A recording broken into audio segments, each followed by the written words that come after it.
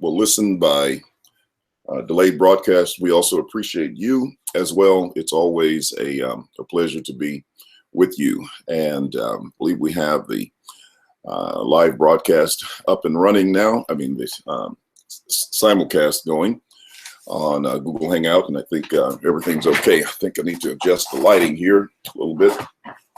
So we're working on that. I have to turn my computer a different way, see if we can make this a little bit better than what we have. The sun is shining really bright outside. It looks like a beautiful day, and I've got to get outside and get some of that beautiful sunshine, especially after some of the cold and snow that we've had here in the city of Memphis. But we were looking forward to getting out and just kind of enjoying the day. It's a very beautiful day today. All right, well, another opportunity for us to study the Word of God. We're looking at these 7 prophetic signs and prophecies regarding the last days that help us to identify the last days. A lot of people believe that we are currently in the last days. Good morning to you, Heavenly Skies. Good to see you. And I certainly have enjoyed having conversations with you. Those of you who tune in, whether it's via Facebook. And June, as we talked yesterday, had a very good conversation. Let's see.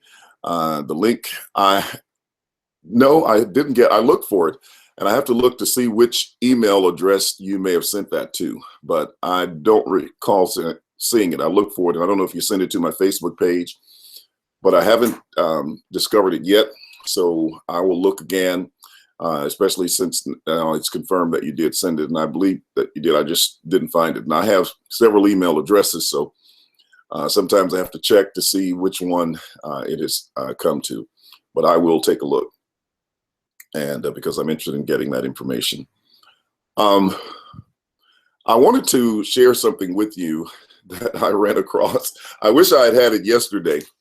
And some of you may be familiar with this person. I'm going to see if I can play it. It's a YouTube video.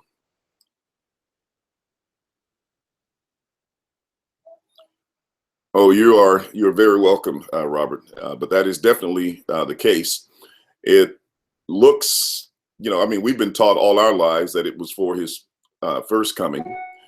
But when you study the prophecies and look at what they say and when they're applied, it was for the parousia that those prophecies are focused on. Even the one that, from Isaiah 40, where he talks about, making the crooked places straight and leveling out the mountains and all of that. All of that is military language for fighting against one's enemies, etc. And so it's all related to the time of the end. And but just look at the prophecies a lot more closely, as we were examining yesterday, and you will see that that is the case. And it's one of the very much overlooked concepts about the mission and work of John the Baptist. Hello, Watanya, how are you doing? Good to see you as well. And thanks for coming in. As I was saying, I have a video clip that I want to play that relates to the lesson. And I think you'll find it a little bit humorous. Okay, all right. You can just send it to William Bell Jr. at gmail.com. I'll type it in for you so you'll have it.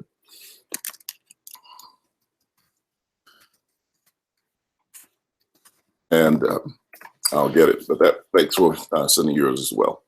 Okay, so let's see if we can get this video clip up. I have to do some screen sharing here.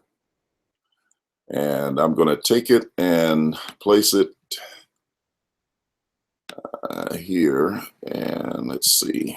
We need to get the volume up a little bit so we can hear it. And then let me do some screen sharing.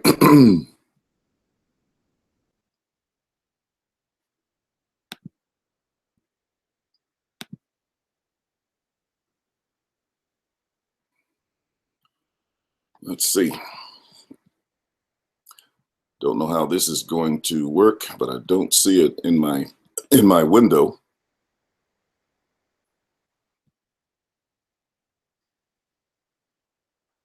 Let's see if we do the entire screen.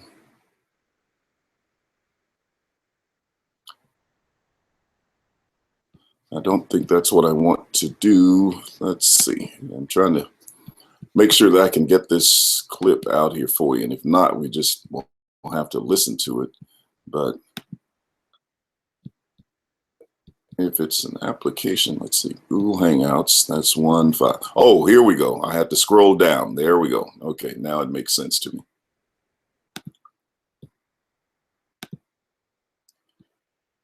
Okay.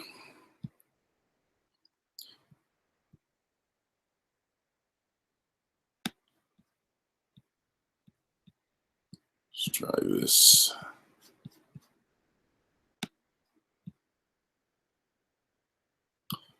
And I don't know which one of these you're seeing. So you'll have to talk to me a little bit so I can see if you are able to see this screen.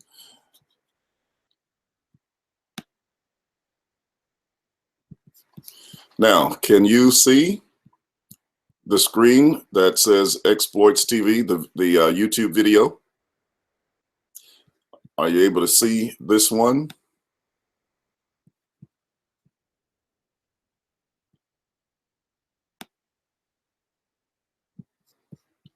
So if you can see this particular screen, let me know. I've got a YouTube video up that says Exploits TV. And I know those of you who are on the air, yes, 40 Signs video, absolutely. Heavenly Skies, have you watched this one? I'm just curious, have any of you, or has any of you watched it? Anybody watch this video? Well, let's take a quick look. I'm going to play it, and hopefully you will be able to hear it. I've got the volume up rather loud. Okay. Hello, I'm Christine Darg. Get ready in the next few minutes as I'll be going through the top 40 signs in the Bible predicted to indicate the second coming of Jesus. Sign number 1 was mentioned in the Gospel of Matthew, chapter 24, and verse 33, that many false prophets and false teachers will introduce heresies, and they will unfortunately cause many persons to reject the truth of this Word of God. Today, because of the influence and media attention given to pop atheists and false teachers, tragically, many people are simply brainwashed into rejecting the Bible out of hand. It's the case of the old adage that if you hear a lie often enough, you'll begin to believe it. There's a proliferation of religious leaders who are only out for themselves. They'll say anything that sounds good to exploit you. Of course, they'll come to a bad end because God just never stands by and lets that kind of thing go on. Now, the second sign of the coming of the Lord is that Jesus' great commission in the New Testament predicted that the good news of forgiveness of sins and salvation through Jesus the Messiah will be preached as a witness to all nations. Did you know that the Bible, or portions of this Bible, have been translated into over 2,400 languages and dialects? That covers over 90% of the world's population. And through radio and television, the gospel is being preached and over the internet to all nations. That's why satellites are often referred to as angels. In the last book of the Bible, in Revelation chapter 14 and verse 6, John prophesied, "Then I saw another angel flying in midair, and he had the eternal gospel to proclaim to those on earth who live, and to every nation, tribe, language, and people." Okay, I thought that was interesting. Of course, she's got 38 more to go, and I haven't listened to all of them. The one where she says that satellites are angels. Oh yeah, it's very difficult to watch when you hear that. But I just wanted to present that, and you look in the background, and you see a picture of Jerusalem in the background. You got this Israel backset, so you can tell they're coming from a Zionist perspective. I suppose Christian Zionist. Now, I haven't run across this lady before, but I would think that that's what's going on. And her channel is called the Jerusalem Channel. But this is what's happening to the churches. I mean, infiltrated. Oh yes, there's no doubt about that. I can see that very clearly.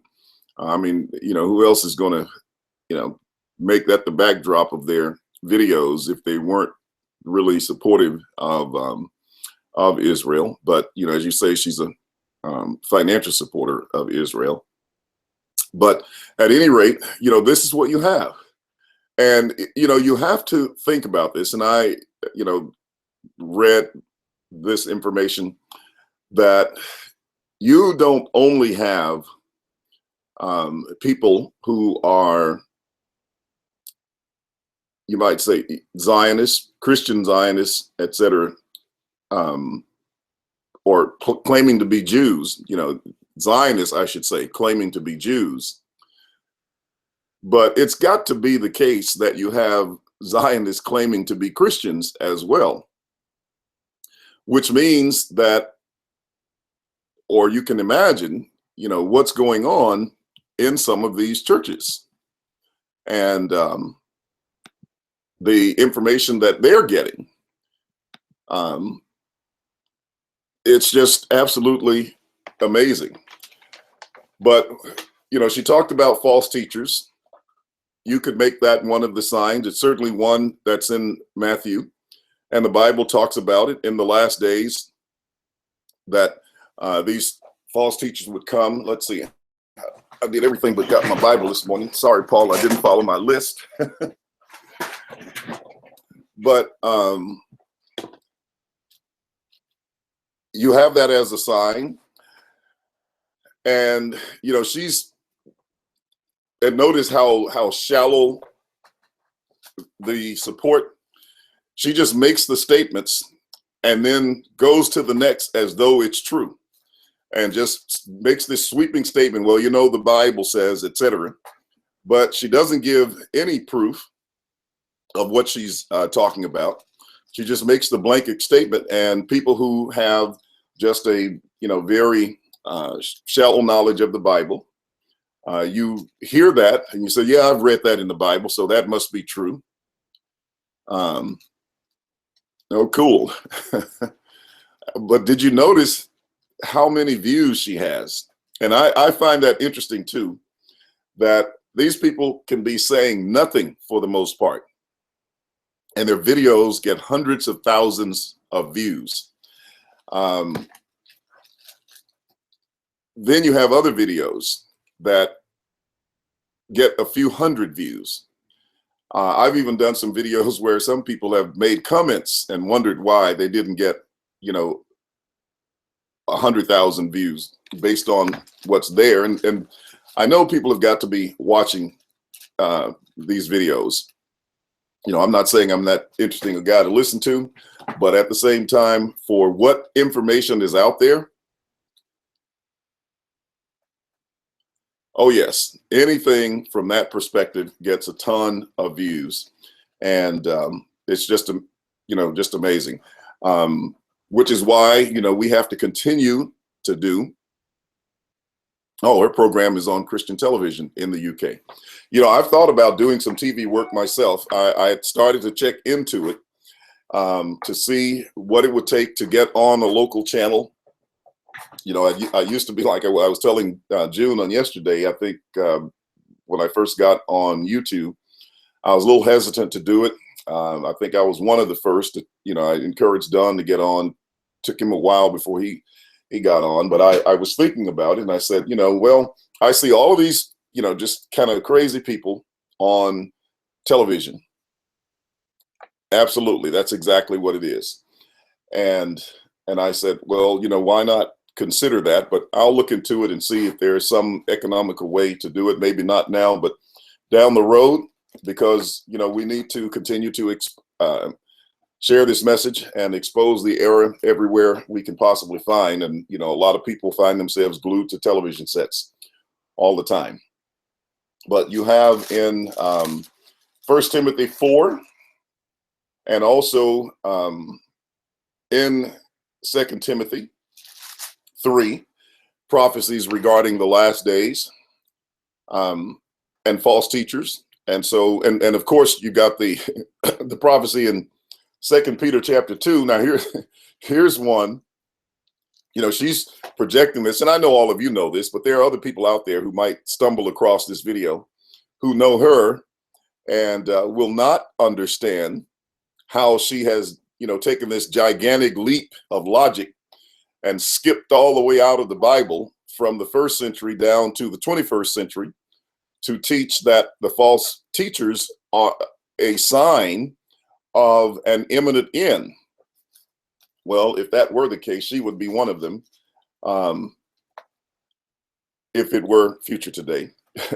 But at any rate, the Bible says in 2 Peter chapter 2 and verse 1, but there were also false prophets among the people, even as there will be false teachers among you,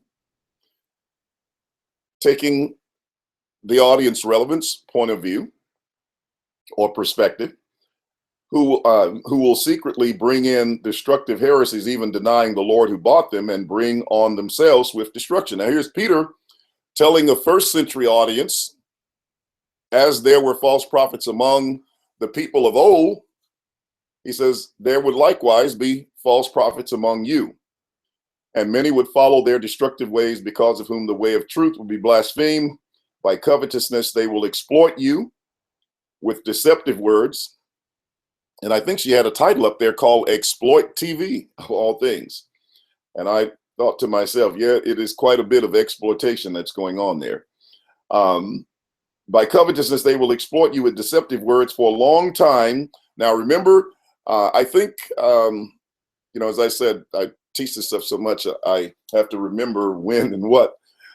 But I was talking about 2 Peter from Deuteronomy. I think we were talking about that yesterday. And looking at the prophecy, when we introduced the last days in Deuteronomy, when he talked about storing up the judgment of God, well, this is one of the statements that Peter makes, which refers back to Deuteronomy 32, when he says, excuse me, for a long time their judgment has not been idle, and their destruction does not slumber. And then in chapter 3, he actually refers exactly to the judgment that had been stored up, but showing you that these things were for the generation that lived in the 1st century. So any of these statements about false teachers, whether you find them in Matthew 24 or 1 Timothy, 2 Timothy, all refer to things that were current in the times of the apostles. And yet, people take them out of the 1st century and place them down into our time as though they are a current sign for today. And without listening to all of her video, I mean, she's going to do the same thing over and over and over again. I think more than anything, you know, if I do listen to the rest of it, I will just listen for the humor of it, just to see, you know, some of the things. I mean, early on, when I started to teach covenant eschatology, you know, people were saying the way the gospel was going to be preached to all the world was through satellites. And however, this is the first time I've ever heard anyone say that the satellites are angels. Now that is a stretch. The satellite is an angel. So just never ceases to amaze me what people say. Well, let's get to our lesson today. Just thought I'd, share that little bit with you concerning the time of these 40 signs, rather, that she is giving, and I'm sure some of them she has to make up in some kind of way. But when you have a moment, if you haven't listened to it and you want to do it, I'm like some people, it's hard for me to listen, but I have to listen to some of this stuff at times because I have to know what people are saying, and it gives an opportunity to further explain or teach the truth and to show and compare what the Bible does say against what they're saying. I found to be an effective way of teaching. So we talked about the coming of Elijah on yesterday and demonstrated that that was John the Baptist. We looked at worldwide evangelism, and that's why I went through all of those 5 words that talk about it, so that when you find people like this lady, Christine Darg, speaking of the gospel, the preaching of the gospel to all the world, as yet being a sign, you can see how far off or far away they are from the truth. Every aspect related to the preaching of the gospel was demonstrated directly from the scriptures and already completed within the first century generation, before 70 AD, of which it was a sign for the coming which occurred in that time. Then we have the abomination of desolation. Yeah, it'll be good entertainment for you. Just do it when you got some time and relax, and take them in short bites. Watch 3 or 4 of them and then go do something else so it doesn't make you crazy, and then come back and watch the others. So I think I got through maybe 6 or 7 of them last night, and I'll go back and listen to some of the rest, as you say, just to see them. I'm sure, yeah, they have a base. And some of you on this call are very, very informed about Zionism. And if you're not, you should do some study on that. If you haven't read the Protocols of the Elders of Zion, or I think that's the name of it, the Protocols of the Elders of Zion, you should read that. There's plenty of material out there. There are a lot of good YouTube videos that are out there which expose it, but at least you should be familiar with it and have a good, working knowledge and understanding of it. Some of you are just exceptionally informed, and I find that to be very, very encouraging, and to know that people are really seeing what's going on behind the curtain of a lot of things that happen in this world. So just makes the message that we have all the more important when you think about it. But this next sign is the abomination of desolation, which is mentioned in Matthew 24. It is one of the reasons why dispensationalists, for example, have just a strong disinclination to allow Matthew 24 to be used as a preterist text. They have a tremendous inconsistency between Matthew 23 and Matthew 24, where they admit and acknowledge that Matthew 23 is a reference to the first century generation. They look at the word generation in Matthew 23 and verse 36 and say Jesus meant the first century generation, and that he was talking about things that pertain to the temple, etc. And then, however, when they get to chapter 24 and they read this generation in verse 34, it does not mean the same thing, because once they admit that, they know that the game is over, and they've pretty much said the same thing in their debates. There was a debate between I think I've mentioned it before, Kenneth Gentry and Thomas Ice, where that became an issue. But I think there was another debate between Gary DeMar and Thomas Ice, where it became an issue. The word this generation became an issue, and Gary DeMar pressed Thomas Ice on that point in terms of verse 36.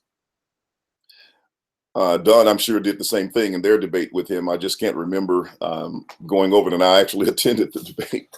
But at any rate, that's one of the issues. And so when they look at this, they're going to dualize everything. They're going to separate the information in Matthew 24 to a large degree from Luke chapter 21, and claim that, you know, Luke 21 is 70 AD, but Matthew 24 is some future time. And one of the prophecies that they want to take out of the first century time frame, and you probably see when, you know, the young man G Consciousness is in, you know, whenever he visits our hangout, he's one of the ones who does this, and of course it just shows, you know, one of the inconsistencies that he has. But in verse 15, right after we have this sign of the worldwide evangelism that was spoken of, it says in verse 15, therefore, when you see, so we are dealing with audience relevance. And, you know, these terms, you know, as simple as it is, when we talk about audience relevance, some of the people out there have never heard that. They've never considered it. And you know that you're communicating when your opponents begin to use your terminology. They begin to use the terminology out of preterism to talk about some of these things. So once they get the concept, it's there and they can't overlook it.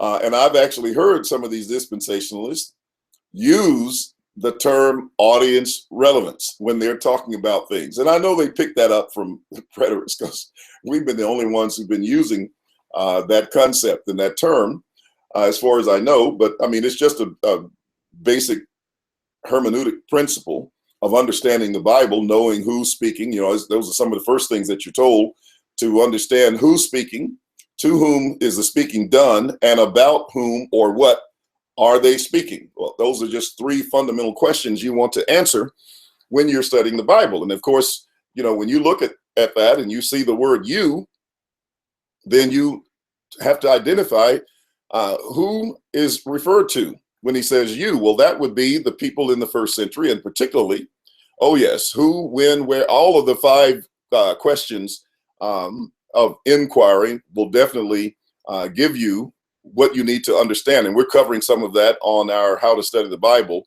series and the Two Guys in the Bible broadcast on Tuesdays. But yes, who, where, when, how, and why, and what as well. But that's what you want to know primarily when you approach any text. But people have been so prone to read themselves into a text that they just go blind when you talk about who it's speaking to. Or they assume that if something wasn't written directly to them, and that's about true as well, that if something wasn't written directly to them, and this is huge in terms of how they view things, they feel that they are lost or left out or have no hope. And I think I had a conversation about that as well, but that's what comes up often. Well, if the Bible was written to them, then we have no hope. Where is the hope? You know, and so they make a false argument on that as well. But that's generally what happens. So he says, therefore, when you see the abomination of desolation spoken of by Daniel the prophet, standing in the holy place, whoever reads, let him understand. Then let those who are in Judea flee to the mountains. Let him who is on the housetop not go down to take anything out of his house. And let him who is in the field not go back to get his clothes. So he describes the abomination of desolation, and then the actions that they are to take, that the saints, the believers were to take when they saw the abomination of desolation. And, you know, the immediate audience here is Peter, James, John, and Andrew in terms of, you know, who's here, but of course, applying to them and to all of the disciples of Christ in terms of the instructions that he's giving. So he tells them when they see the abomination of desolation spoken of by Daniel the prophet standing in the holy place. And so he refers back to the prophecy of Daniel, showing that Daniel had spoken of these things. And he said it would be standing in the holy place, which means that this is something that occurs in the Jewish temple, in the temple that was existing in 70 AD. And as a result of understanding that, we get into these dual prophecy concepts that, okay, yeah, we know something happened in 70 AD, or as we say with some, a total outright denial that they did. This is why a third temple will be built, so this can take place. The biggest thing is those in Judea run. I saw that as a futurist, made me think, okay, I'm good over here to say the least, but they ignore all that. That's correct. And that was a point that I was going to make, but thank you for bringing it up. He tells them, then let those who are in Judea flee to the mountains. Well, that's where the temple was located, right? I mean, it's in Jerusalem, which is in Judea. So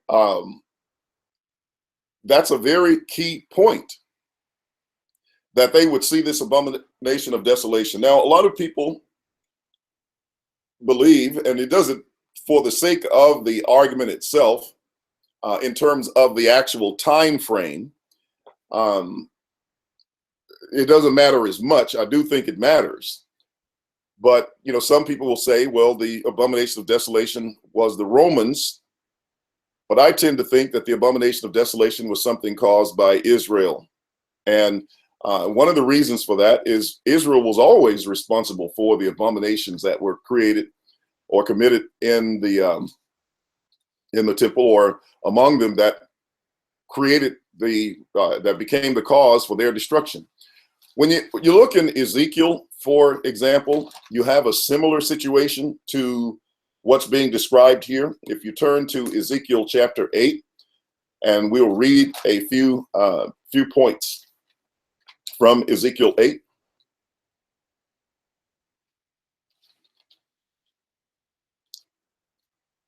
And let's see if I'm in the right place. Yes, Ezekiel, the 8th chapter. Starting around verse 3. All right. Ezekiel 8 and 3 says, he stretched out the form of a hand, took me by a lock of my hair, and the Spirit lifted me up between earth and heaven and brought me in visions of God to Jerusalem, to the door of the north gate of the inner court, where the seat of the image of jealousy was, which provokes to jealousy. Now, you can kind of think back to Deuteronomy 32 again, where Moses talked about Israel was going to provoke God to jealousy.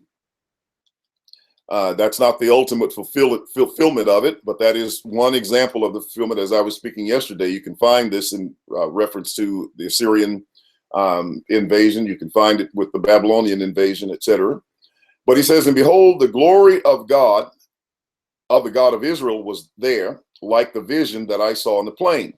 Then he said to me, Son of man, lift up your eyes now toward the north. So I lifted my eyes toward the north, and there, north of the altar gate, was this image of jealousy in the entrance. Furthermore, he said to me, Son of man, do you see what they are doing? The great abominations that the house of Israel commits here, to make me go far away from my sanctuary. Now turn again, you will see greater abominations. That's correct, Andy. I believe that's exactly what it was all about. So he brought me to the door of the court, and when I looked, there was a hole in the wall. And then he said to me, Son of man, dig into the wall. And when I dug into the wall, there was a door. And he said to me, Go in and see the wicked abominations which they are doing there. So I went in and saw, and there every sort of creeping thing, abominations, beasts, and all the idols of the house of Israel, portrayed all around the walls. And there stood before them 70 men of the elders of the house of Israel, and in their midst stood Jaazaniah, the son of Shaphan. Each man had a censer in his hand, and a thick cloud of incense went up. Then he said to me, Son of man, have you seen what the elders of the house of Israel do in the dark? Every man in the room of his idols, for they say, the Lord does not see us. The Lord has forsaken the land. And he said to me, Turn again, and you will see greater abominations that they are doing. So he brought me to the door of the north gate of the Lord's house. And to my dismay, women were sitting there weeping for Tammuz. Then he said to me, Have you seen this, O son of man? Turn again, you will see greater abominations than these. So he brought me into the inner court of the Lord's house, and there at the door of the temple of the Lord, between the porch and the altar, were about 25 men with their backs toward the temple of the Lord and their faces toward the east, and they were worshiping the sun toward the east. And he said to me, Have you seen this, O son of man? Is it a trivial thing to the house of Judah to commit the abominations which they commit here? For they have filled the land with violence. Then they have returned to provoke me to anger. Indeed, they put the branch to their nose. Therefore I will act in fury. My eye will not spare, nor will I have pity, though they cry in my ears with a loud voice, I will not hear them. And of course, if you read chapter 9, you will find where they were to seal the righteous ones and destroy those who were marked out for destruction. So in this case, with the destruction of Jerusalem by Nebuchadnezzar, the cause of it was the abominations that were committed by Israel. In other words, Israel provoking God to jealousy. And from that sense, you could say this was the bride of Christ who became a spiritual harlot and was doing these things that were provoking him to jealousy. Isaiah talks about it, and other prophets speak about it, but there you have an example that it was Israel doing this. Now, if you go to the book of Revelation and look in Revelation 17, you have Mystery Babylon. But one of the things that's said about Mystery Babylon, starting in we'll just read verse 4 and 5. The woman was arrayed in purple and scarlet, and adorned with gold and precious stones and pearls, having in her hand a golden cup full of abominations and the filthiness of her fornication.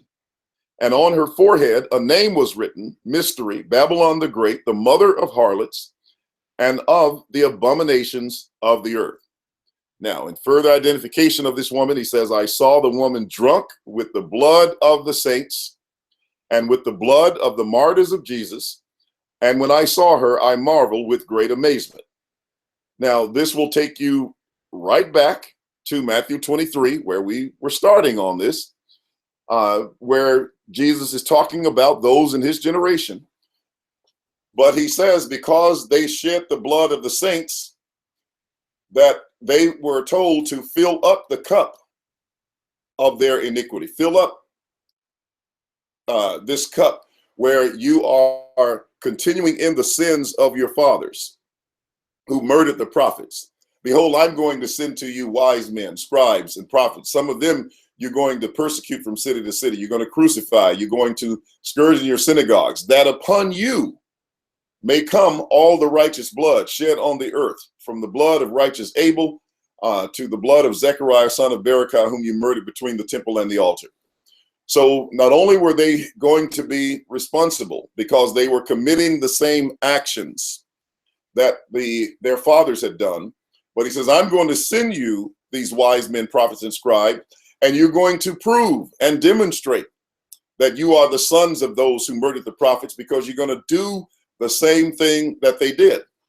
Remember when Jesus talked to the Jews in John chapter 8, and they took up stones to stone him, and they had been claiming that they were the sons of Abraham, and he told them, he says, you seek to kill me. This Abraham did not do.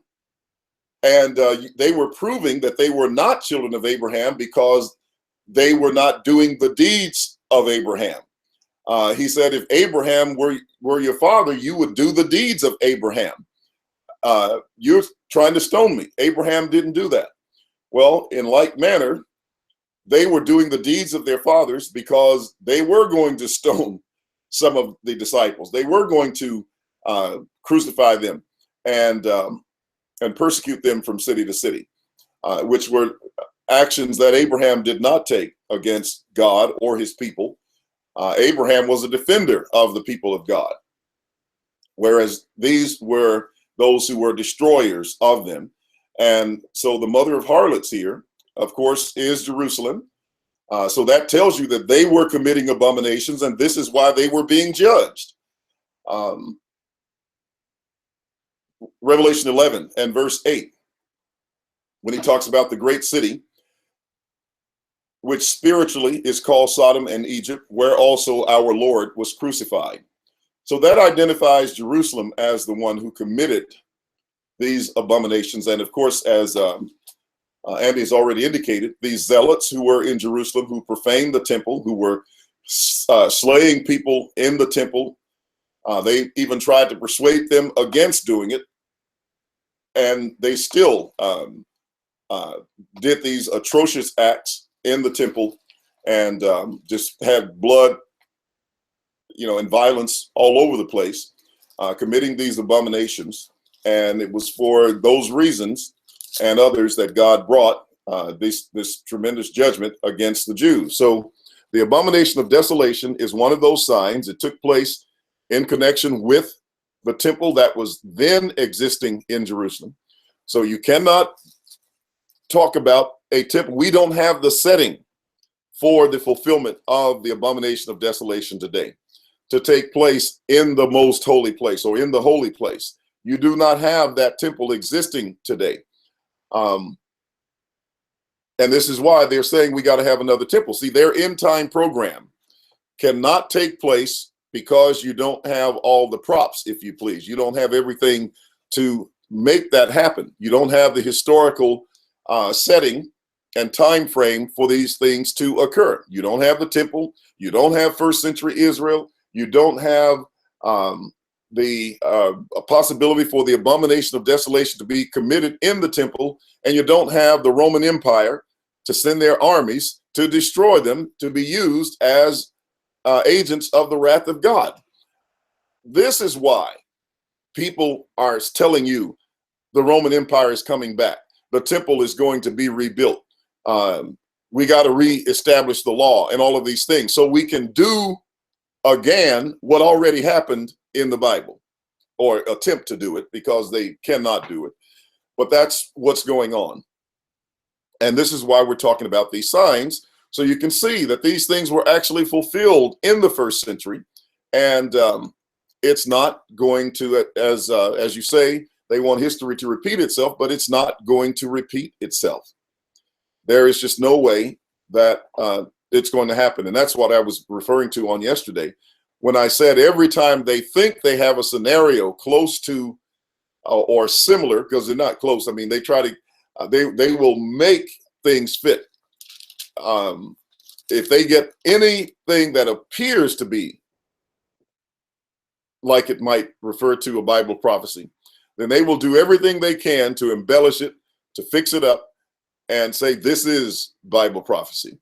They did that with the European Union, and of course, look how that turned out. And So it didn't work, and they go off looking for something else, and they're going to continue to do that over and over again. And some people are never going to be the wiser for it. They're just going to keep believing it over and over again. I mean, how many times can people tell you something and it fails, and then you continue to believe it? You know, that's insanity, but yet, you know, it happens. So the abomination of desolation is one of those signs. And of course, you know, Daniel had limited it to the 70 weeks, which again would take you to 70 AD. And some of these dispensationalists understand Daniel 9 and Daniel 12 to be referring to 70 AD. And yet, when it speaks of the abomination of desolation, in Matthew 24, they claim this is not. And yet, here is the Lord telling you very specifically, these things were spoken of by Daniel the prophet. And so we have no doubt that that is what is being referred to in this particular case. Now, a very similar sign and related would be the man of sin that you find in 2 Thessalonians. It's got some very similar points to this one. And so if we look in 2 Thessalonians, you have the prophecy concerning the man of lawlessness or the man of sin. And the Bible says in verse 1, and we had some questions about this, and I'm discussing this with someone now. We're looking into this. You can choose to either love in peace with the Lord or in fear with lies. I have so much peace now, not searching news anymore. Yeah, and we underestimate the number of people out there who are searching for answers about these things. Even people who would not consider themselves Bible students per se want to know. I've talked to people in business who are concerned about the end of the world and various events that they consider the last, you know, to relate to the last days. Collectively, the mindset that people have will affect their perspective on the future and what they're capable of doing. As I've said, you know, in these broadcasts, there are some people who refuse to get married, who refuse to get a college education.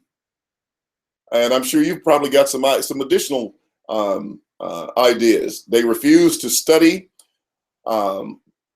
science, technology, math, and anything that pertains to the future. Ask themselves, why save for the future when we know all of this will no longer exist?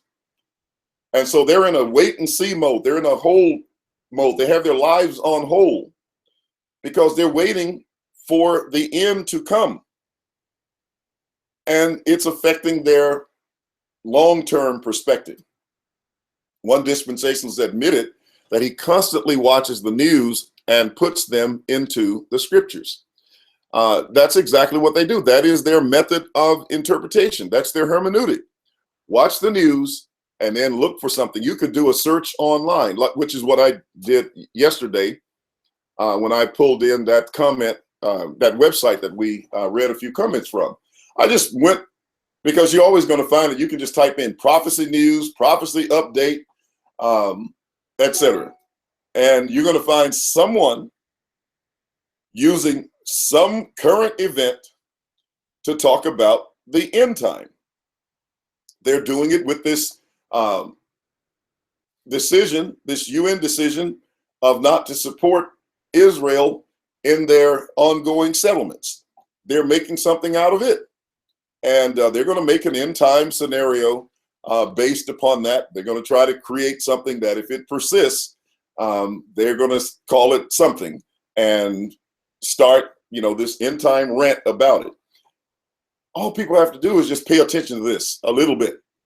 I used to watch a 24/7 live cam on the Wailing Wall in Jerusalem. I was totally lost. I don't mean to laugh at that, Heavenly Skies, but I mean, and I know you have to be overjoyed and grateful that, you know, you have come out of that type of bondage, you know, in terms of, you know, those beliefs. But there are so many people who have not. And what really is sad when you hear that some people lose their lives, their livelihood, and give up their careers and everything. As a matter of fact, I was talking, I had a comment from a Hebrew Israelite who talked about he gave up so many good jobs because he was under the impression that he couldn't work on a Saturday. So if you don't think it's affecting you in a very practical way, you need to think again. Your eschatology and your worldview is having an impact on just about everything that's going on in this world. And it will continue to have an impact.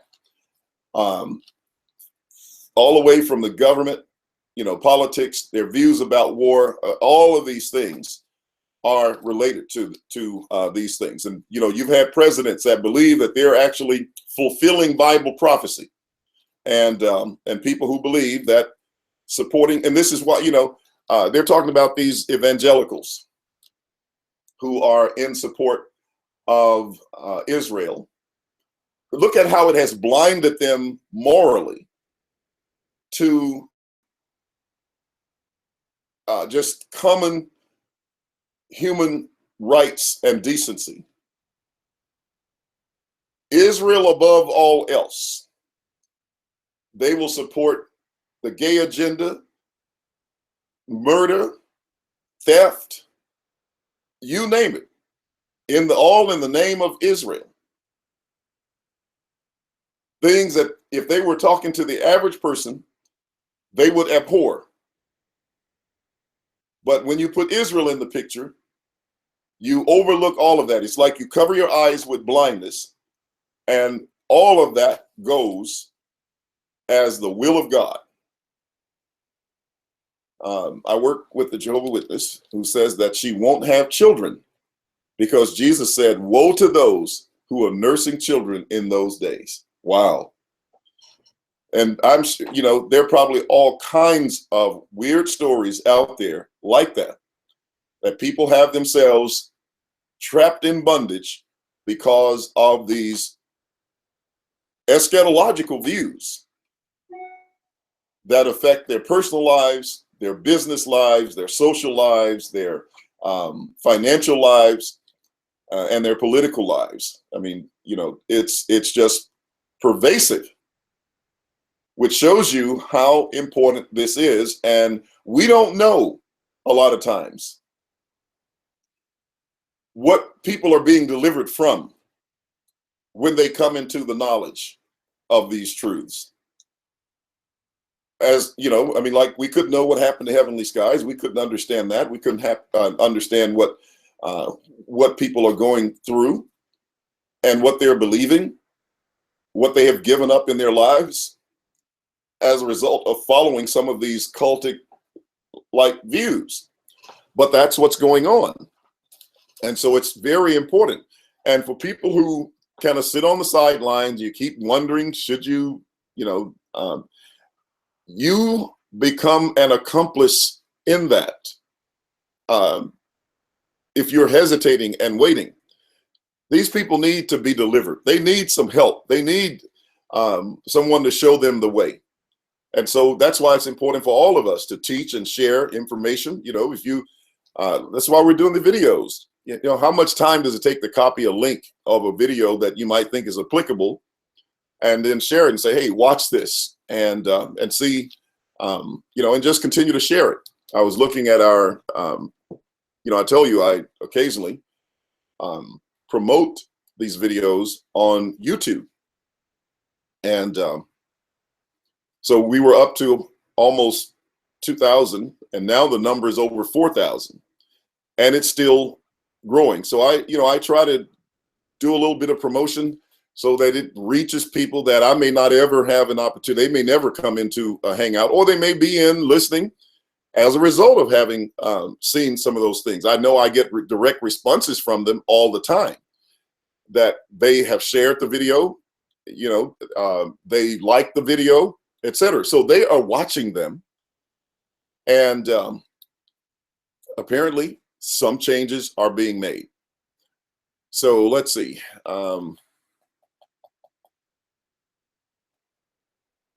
Guilty as charged. Last year, I thought the same about children till I knew the truth. Okay. Wow. I mean, listen to this, ladies and gentlemen. Do you see how these things are affecting people's lives? Let's see. I was about deranged. A group of us would take turns for years at a time, go outside watching for signs of Jesus in the sky. No joke. I was in that for 4 months, then asked God to lead me and give me wisdom. Bless your heart. It's almost hard to imagine that if I didn't know that things like that actually occurred. And to know that, there are people in here who've actually gone through that and experienced that is it's really something. I mean, it just shows you how important this message is, how freeing it is. And I was looking for a better word, but that's all I could come up with. Liberating was the term that I was searching for. How liberating it is to people. And when you talk about the gospel giving you freedom, then this is it. Stand in the liberty where Christ has made us free, and do not be entangled again with a yoke of bondage, no matter what kind of yoke it is. It's just a beautiful thing to step into this kind of liberty and then see that. And, children, such a beautiful gift from God. And then to have us refuse when we either desire them and are capable of having them, refuse to do so because we've got a skewed belief. That's just not right. And if you go back and really study Israel and their views about having children, they saw themselves, their own lives extended through their children, and that a barren womb to them was like death. Or a child who died was like death. A child sold to the creditors was like death. That's how they saw themselves continuing on. This is why the law of levirate marriage was important, because they had to perpetuate the name of the deceased person. Otherwise, that person would be considered having no inheritance in the land, having no future, his name cut off, etc. The name continued through the children.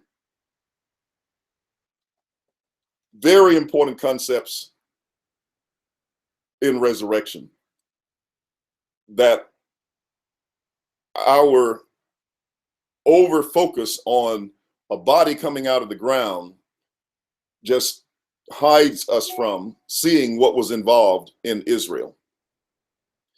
And as I told you, I've been doing this research, and I just refuse. Well, it's not that I refuse. I went into the research trying to find out, did the Jews really have an expectation in the Hebrew scriptures of a body coming out of the ground as their resurrection hope? And so far, I'm not finding it.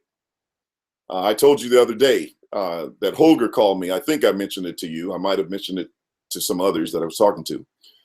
But Holger Neubauer, who I had on this show by phone one day, called me up and he says, William, he says, I've been searching the Old Testament. He says, I don't see where the Hebrews believed in a body coming out of the ground for their resurrection hope. You know, see, this is what people are saying about the Pharisees. The Pharisees believed in resurrection, and they are assuming that they believed in a body coming out of the ground. And I do not find that in the Hebrew scriptures. I'm not finished with the research, but I haven't found it. And according to the research, the earliest views about resurrection didn't happen until very late, as far as what they consider to be Second Temple Judaism. And the recent views about resurrection comes from Daniel 12. Well, I know that doesn't teach a bodily resurrection, a physical body. So I don't think the evidence is there, but you know, we'll wait and see where it's going. But what I'm saying to you, before I got to that, is this idea of producing children is directly related to resurrection in Israel, is directly related to death, and the way that they saw themselves continuing. And this is why they would see their inheritance, even when they passed on, they still considered their inheritance and their life through their children. Hard for us as Westerners probably to conceive, but for them, resurrection was relational. And they didn't see it as just a body coming out of the ground. They saw it more from a social and relational point of view, which is so appropriate when you understand that if you have a relationship with God, that means you've been raised from the dead. But sever that relationship and you're dead, covenantally speaking, and as far as that relationship is concerned. Once you get that, I think, when you start reading passages, it's like you're going to read them again for the first time. Scales will begin to fall off your eyes. You'll see so much opened up in Scripture. And I think let me just do this last point, and I'll get back to what I was saying. But I think one of the most uninformed statements made in my debate with Brother Josh was when he said, resurrection has nothing to do with inheritance. And you see, inheritance is related to a son. And that whole teaching in Luke 20 and Matthew 22 on the resurrection was all about a son being born for the purpose of inheritance. It was just totally uninformed statement and false on top of it. But you know, that took me way off to a degree.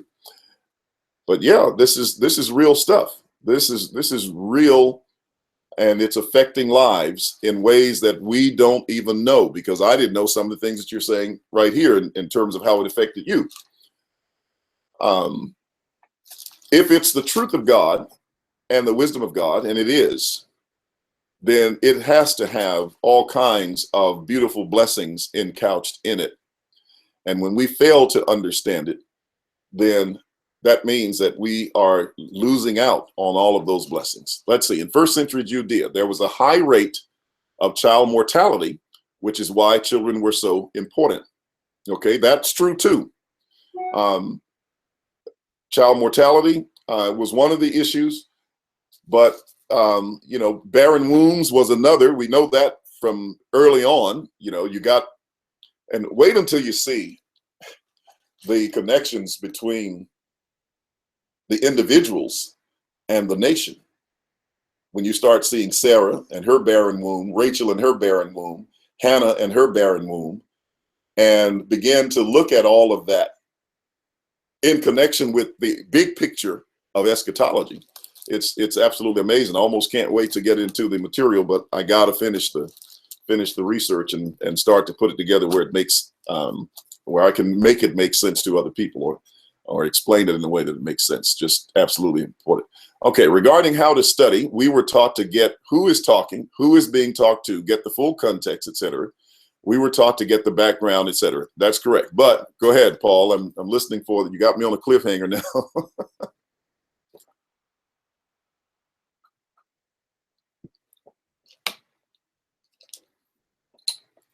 I was just wanting to see what else you were going to say.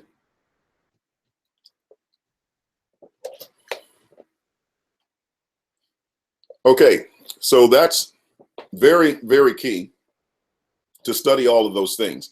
And it's amazing when you get the background of everything else, how that just throws, just a broad light, a bright light on the meaning of a text when you actually know what that context and what that history is from that perspective. So that's the abomination of desolation, but to the man of sin. So in 2 Thessalonians, oh yes, because we were so pushed to read ourselves into the text, and that still is the case today. If we could just correct those simple things, if we could just teach people those 5 or 6 questions, and I have on my wall, really, those questions about Bible study in my office at the building. I have a chart up there, or a little sign with those very questions on it. But anyway, in verse 1, he says, "Now, brethren, concerning the coming of our Lord Jesus Christ and our gathering together to him, we ask you not to be soon shaken in mind or troubled, either by spirit or by word or by letter, as if from us, as though the day of Christ had come. Let no one deceive you by any means, for that day will not come unless the falling away comes first, and the man of sin is revealed." And, it can be inferred that the falling away is a result of false teaching. And maybe not totally, but certainly that has to be involved. Somebody leading them astray. That's what Paul said in Acts chapter 20, that there were those who would come and lead them astray. But at any rate, which again tells you the false teachers were in connection with the event that he's naming here, related to the temple, because the temple is mentioned here. And so he says that day will not come unless the falling away comes first, and the man of sin is revealed, the son of perdition, who opposes and exalts himself above all that is called God or that is worshipped, so that he sits as God in the temple of God, showing himself that he is God. And so here we have this sign of the man of sin, called the son of perdition, or the man of lawlessness, etc. That would be revealed in connection with and prior to, or in connection with the coming of the Lord. But it was all related to activity that involved the temple, because it says, who opposes and exalts himself above all that is called, or all that is called God, or that is worship, so that he sits as God in the temple of God, showing himself that he is God. In other words, he's overthrowing the laws of God and making his own rule. And Paul tells them, he says, "Do you not remember that when I was still with you, I told you these things?" Now, why was Paul telling people in the first century about something that wouldn't occur until a time that is yet future to us? Let's go back to Miss Christine Darg. She's not giving 40 signs of something that has happened. She's giving 40 signs of something that is yet to happen. Of what real benefit was there to first century saints of a temple they would never see? They would never experience. They would have no clue what it would even look like. And yet they're told that this man of sin would be in that temple, and that they have to look for the coming of the Lord based on a temple that's not yet built, that would not exist for over 2,000 years, in order that they wouldn't be deceived.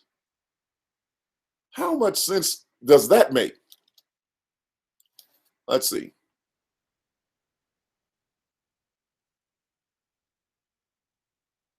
Oh, I was just reading your comments there.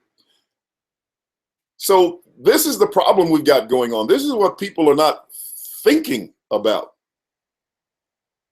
You've got some people, and see, there was another problem that was a backdrop to all of this.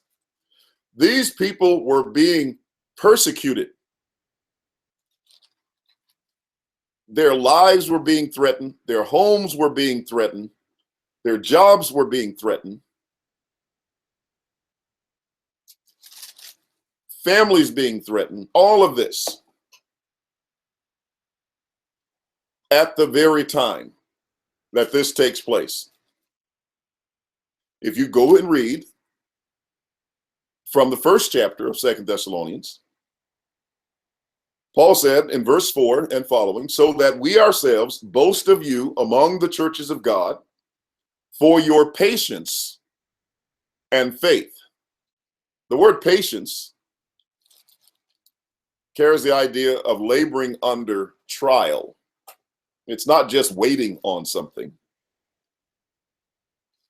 In Paul's use of it, it was waiting while you are under duress, while there is some adverse circumstance going on in your life, like persecution. It's easy to tell people to just sit and wait when nothing's going on. You know, all they got to worry about is boredom, perhaps. But if somebody's beating on your head and you're told to be patient, that's a whole different scenario. And that's what he's basically saying to them. You got to endure and remain faithful in the midst of your persecution. And so he says, we ourselves boast of you among the churches of God for your patience and faith in all your persecutions. You see, patience in persecution, faith in persecution,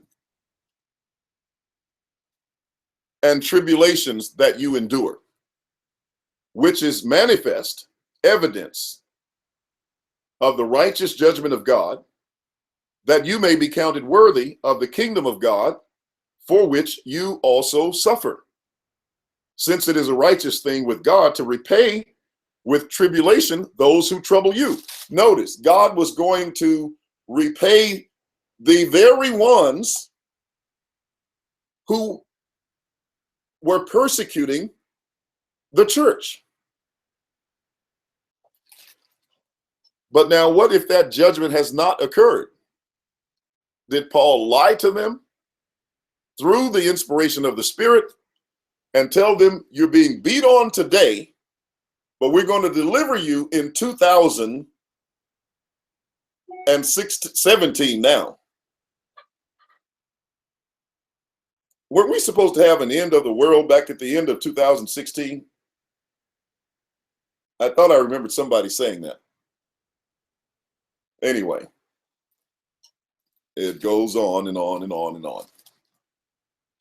So think about that. Here are people being persecuted, being told to be patient and endure. and that God is going to repay those who persecute you, but it's not going to happen for the next 2,000 plus years. So you just be patient. So here they are, waiting and waiting and waiting, beat and beat and beat, and waiting and waiting and waiting. And then some die, and the rest are still waiting and waiting and waiting. Then some more die, and then eventually all of them die. Never to get any relief. That's a cruel God. That's a lying God, if that is what happened. Thousands said the end would be 2016. Now they say January 20th. There is no reason or rhyme to the dates that they come up with. They just pick one. It's like gambling. You know, they put all the date balls in this deal and just spin it and let you pick one. That's about the way they do their eschatology. Since verse 6, it is a righteous thing with God to repay tribulation, or repay with tribulation those who trouble you. See, audience relevance again. Well, then if it's a righteous thing to repay with tribulation, it must be unrighteous not to pay. So if that tribulation has not yet happened, brother dispensationalist, whoever you are, then it was unrighteous for God to tell the Thessalonians who were undergoing persecution that they were going to be delivered when they weren't. They were going to receive respite from those persecutions when they were not.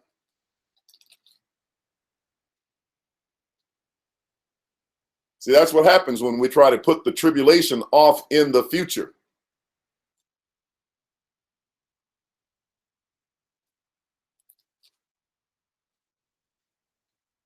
That God was going to repay for those who caused persecution and tribulation among the saints, and to give you who are troubled rest with us when the Lord Jesus is revealed from heaven with his mighty angels. Now, he's going to give them rest.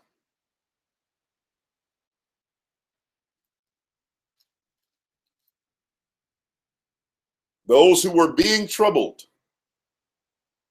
were going to receive rest with us, with the apostles. So now we got to find the apostles to fit in this scenario. I wonder if the 40 signs lady has room for the apostles in her doctrine, in her 40 signs. When the Lord Jesus is revealed from heaven with his mighty angels, those must be some mighty satellites in flaming fire, taking vengeance. See, there's Deuteronomy 32. There's that vengeance is mine. I will repay, says the Lord. Taking vengeance on those who know not God, on those who do not obey the gospel of the Lord Jesus Christ. These shall be punished with everlasting destruction from the presence of the Lord and from the glory of his power when he comes in that day to be glorified in his saints and to be admired among all those who believe, because our testimony among you was believed. Now that's the background of what was taking place.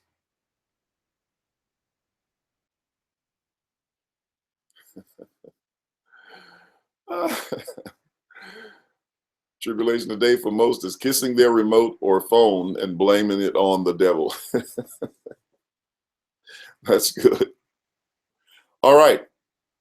So this is the background of what was taking place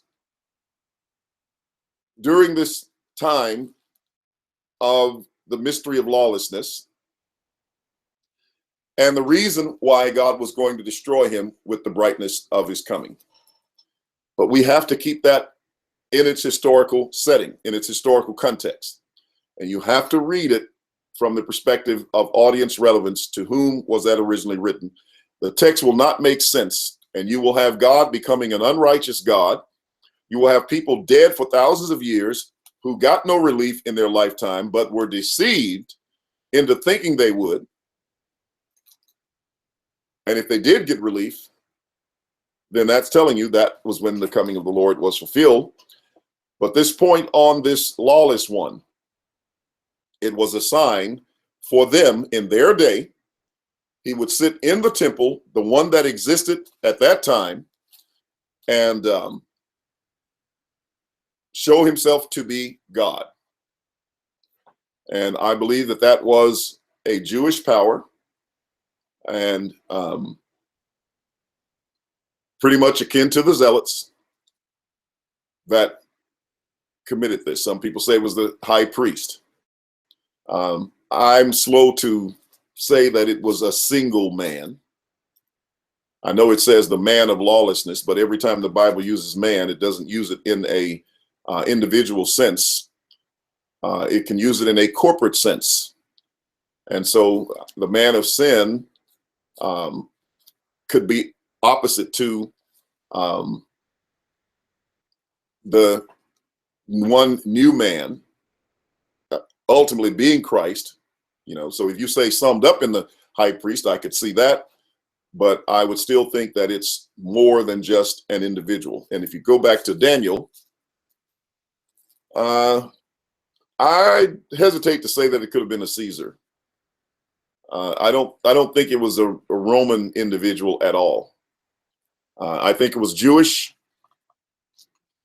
and if you look at some of the language, so that he, as God, sits in the temple, showing himself that he is God.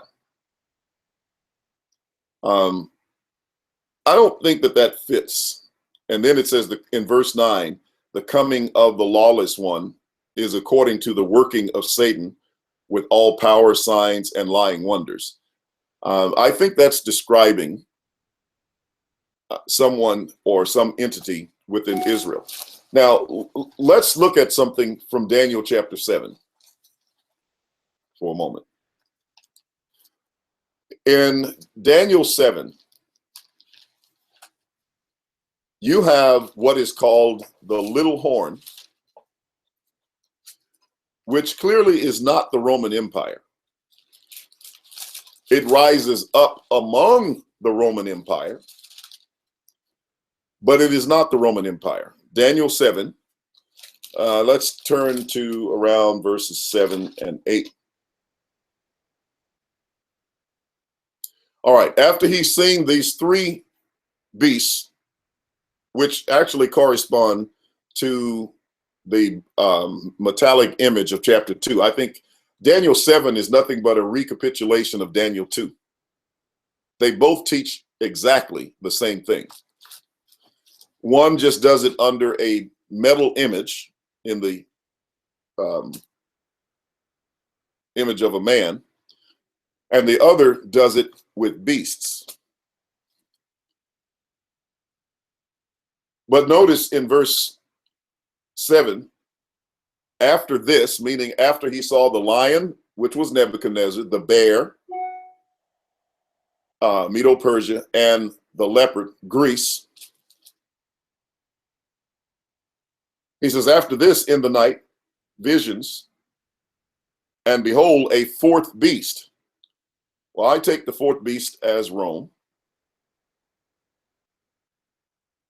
Dreadful and terrible, exceedingly strong. It had huge iron teeth. It was devouring, breaking in pieces, and trampling the residue with its feet. It was different from all the beasts that were before it, and it had 10 horns. Now, there is some current study going on, and I'm looking at that study as well. But then in verse 8, it says, I was considering the horns, and there was another horn. Now, some people make this horn one of the 10 or part of the 10. They add it to the 10 and make 11 horns. I don't think that's what it's saying, but it says there was another horn, a little one coming up among them, before whom, that means in the presence of whom.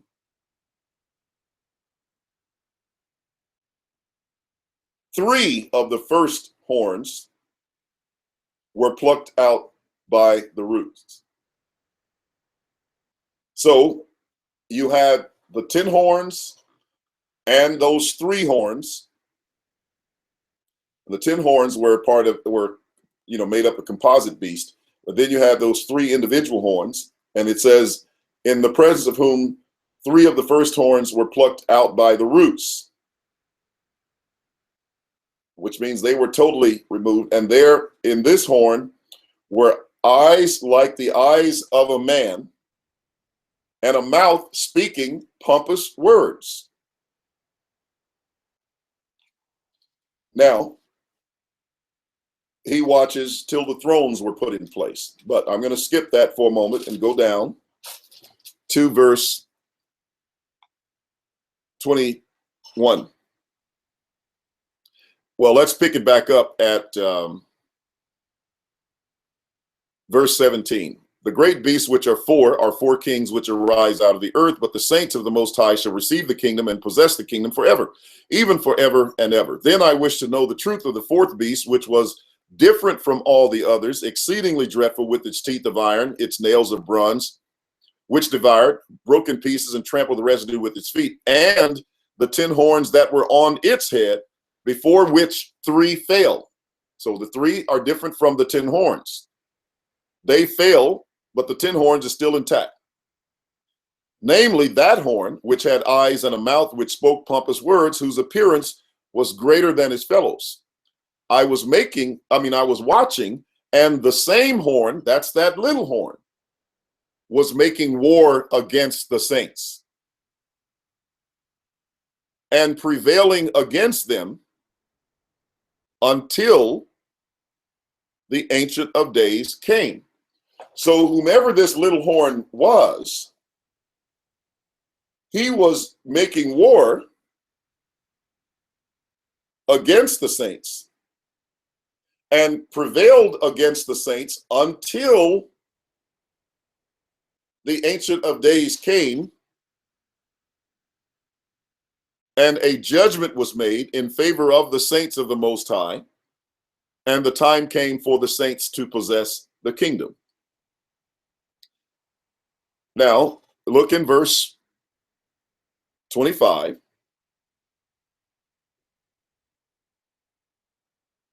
Well, you can look in verse 24. He reiterates that again. The 10 horns are 10 kings who shall arise from this kingdom, and another shall rise after them. He shall be different from the first ones, and shall subdue 3 kings. I still believe that's the little horn, and that the 3 are the first 3 horns. He shall speak pompous words against the Most High, shall persecute the saints of the Most High, and shall intend to change times and law. Then the saints shall be given into his hand for a time, times, and half a time. But the court shall be seated, they shall take away his dominion. Then the kingdom and the dominion and the greatness of the kingdom under the whole heaven shall be given to the people, the saints of the Most High, and his kingdom shall be an everlasting kingdom, and all dominions shall serve and obey him. So I believe that this little horn that had eyes like a man and spoke blasphemous words against the Most High identifies with the man of sin in 2 Thessalonians. He is destroyed at the coming of the Lord, just like you see here. He was making war against the saints until the Ancient of Days came and judgment was given. In 2 Thessalonians, the little horn opposes and exalts all that is called God. But how and when is he destroyed? It says, the coming of the lawless one is according to the working of Satan with all power, signs, and lying wonders. Oh, I'm sorry, I need to go back to verse 8. And then the lawless one will be revealed, whom the Lord will consume with the breath of his mouth and will destroy with the brightness of his coming. So this is something that gets destroyed at the coming of the Lord. It's an entity, whatever that is, that gets destroyed at the coming of the Lord that was making war against the saints. I think it's a Jewish element. I think it's primarily Israel. I don't think that's who it is, because, and I certainly don't think it is an individual. Remember what the text said in Daniel, before whom or in the presence of whom 3 of the first horns were plucked up. Was Galba, Otho, etc., were they living during the time of Babylon, Medo-Persia, and Greece, which were the first 3 horns of Daniel's prophecy? No. See, this little horn had survived all the way from Babylon down to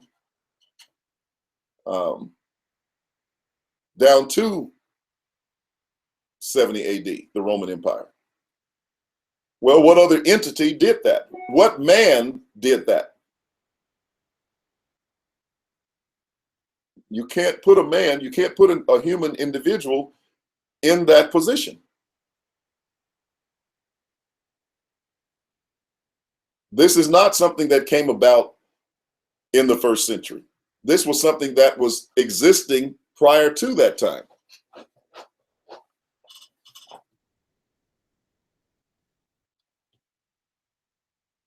No, I don't believe it was Nero either, because Nero died before. Nero reigned from what, 54 to 68 AD. This entity is destroyed at the brightness of the Lord's coming. And so I don't think Nero fits the picture. Nero, again, see, that's the problem with trying to make it a man. You cannot find a man, a human being, that was living during the time of the Babylonian Empire, the Medo-Persian Empire, and the Grecian Empire, and saw those 3 empires fall, then saw the 4th empire in its beginning rise up.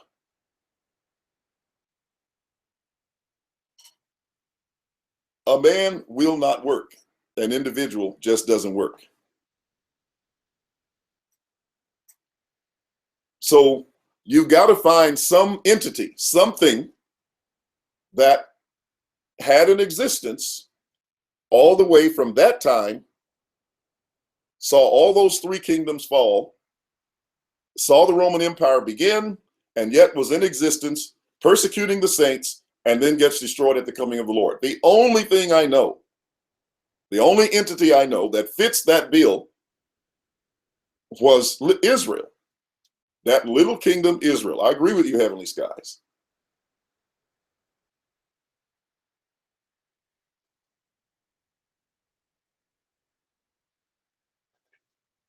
So the Sanhedrin was the little horn. I don't think the Sanhedrin was, I mean, they were the leaders, but the Sanhedrin wasn't the only ones doing the persecuting of the saints. Now, surely they started. You can see that in Acts chapter 4. But I don't think they were the only ones doing the persecuting. Paul was being persecuted all over.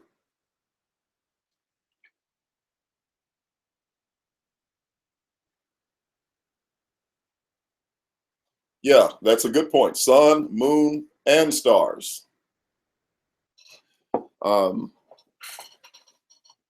So, you know, I understand that the authority comes from the rulers.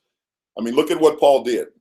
he went seeking authority from the chief priests and the elders for him to persecute. But he wasn't the only ones doing the persecuting. As he said, look in 1 Thessalonians chapter 2 and verse 14.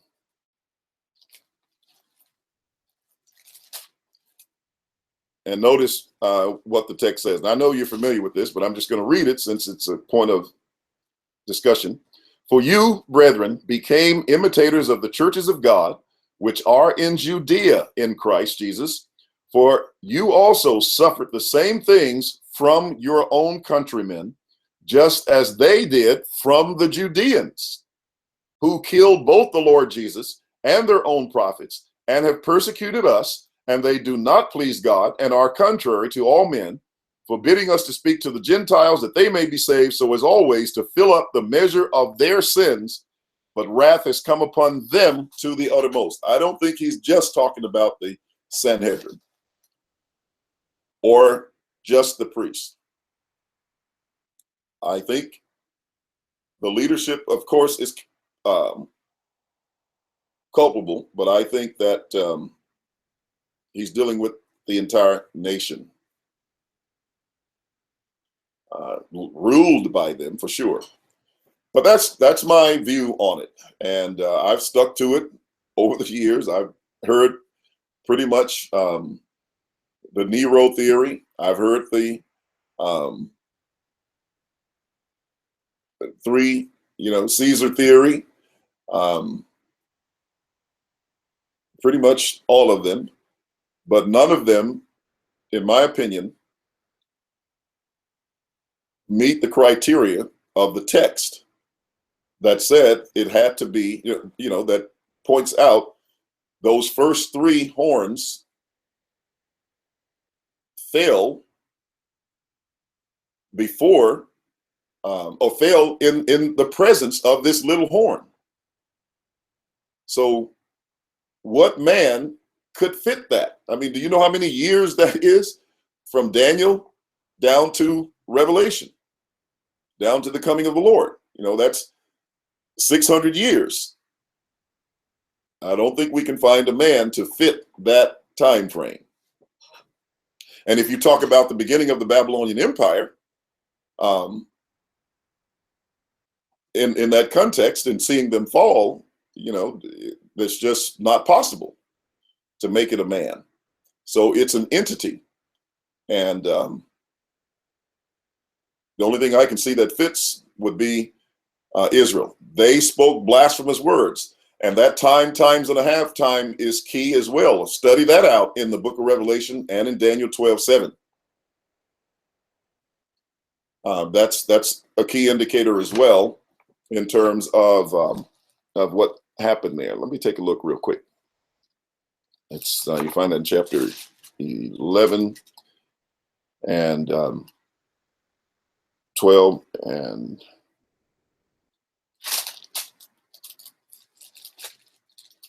13, I believe.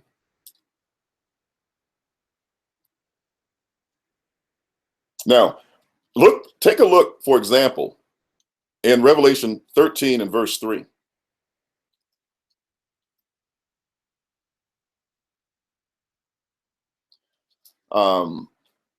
I saw one of his heads as if it had been mortally wounded, and his deadly wound was healed, and all the world marveled and followed the beast. So they worshiped the dragon who gave authority to the beast, and they worshiped the beast, saying, who is like the beast, who is able to make war with him? He was given a mouth speaking great things and blasphemies, and he was given authority to continue for 42 months. Then he opened his mouth in blasphemy against God, to blaspheme his name, his tabernacle, and those who dwell in heaven. And it was granted to him to make war with the saints and to overcome them. And authority was given him over every tribe, tongue, and nation, etc.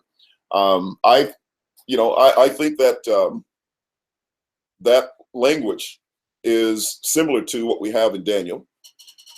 Biggest key is destroyed at his coming. Only one nation fits the bill, Israel. I agree. That's one of the reasons that I hold to the point. And that is Jerusalem. That's very key. destroyed at his coming. And it had to be a nation that was persecuting the saints, that made war with them. And I think it's very clear who that nation was. The Romans were God's agent of wrath to destroy them. So I think all the evidence points to Jerusalem, and that's where I hang my hat. And until I see some convincing evidence that will change my mind, I'm going to stay there. And I've been there for at least a couple of decades or more. And so far, no one has convinced me to go otherwise.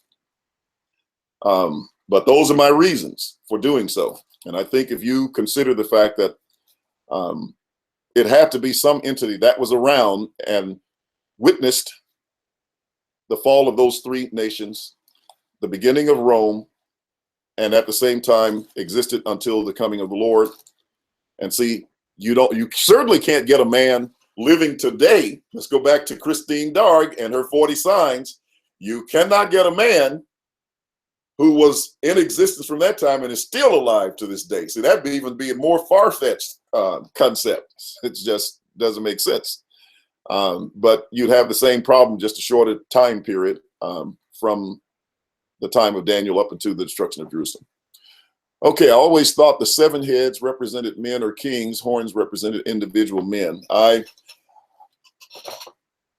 I told you before, I alluded to the fact that I'm studying that. I'm studying some by a gentleman who's doing some work on that. I'm not sure that that's what I accept, but some people have tried to make the 10 horns the 10 Caesars, starting with Julius. But see, that doesn't work because it's a composite beast. It's not consecutive horns, like one is here today, then the other one comes after that one is deposed, dethroned, killed, or whatever, and then the other one comes up. It's a 10-horn beast when it starts. It's a 10-horn beast in the vision. It never ceased to be a 10-horn beast, is my point.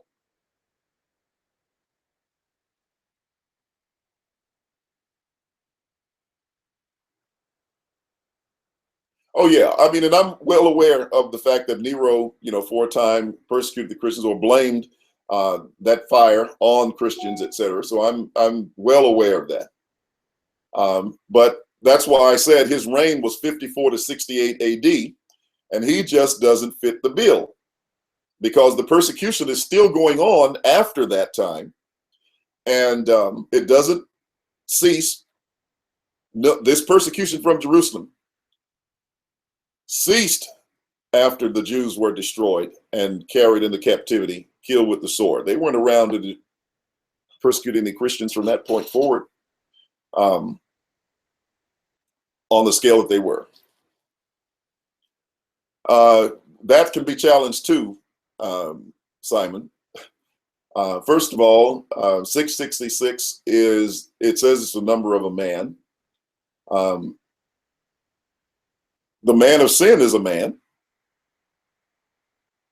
And then Holger Neubauer did some interesting study. I'm still looking at his study, but he did some pretty interesting work where he went back and looked at the number 666 used in the Old Testament. See, Holger's philosophy about study is similar to mine. We share some common ideas. Yes, that's the concept I was suggesting. We share some common ideas about our source for information. And I had a teacher in seminary who actually was the son-in-law of the guy who debated Max King, Gus Nichols, for Paul, and those who might have a Church of Christ background, you'll know what I'm talking about. But he was my instructor. And one of the things that he said, which I had already had that philosophy even going into the school, but he had this concept. He says, brethren, he says, before you ever pick up a book, just read the text. And I had a conversation with a very prominent preacher in Memphis some years ago when this happened. when all of this happened in Memphis, and I became, the shunned preacher, so to speak, in terms of what I taught regarding the coming of the Lord. But anyway, I sat down in his office one day, and he said to me, he says, I wish that you had come to me and spoke with me before this became known. And I said, well, I had made attempts to do so. He said, but I want to tell you something that happened to me when I was young, because he was older man than I was at the time. This was many years ago. And he said, when I read the Bible, now this is what was interesting. And he told me this as sure as I'm sitting here today. He said, when I was younger, I read Matthew 24. And when I read the scriptures, it sounded as though it was saying that all of these things were already fulfilled. He said, but then I picked up a commentary, and the commentary said it was still future.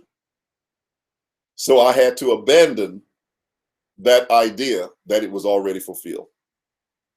I looked at him and I said, well, and I called his name.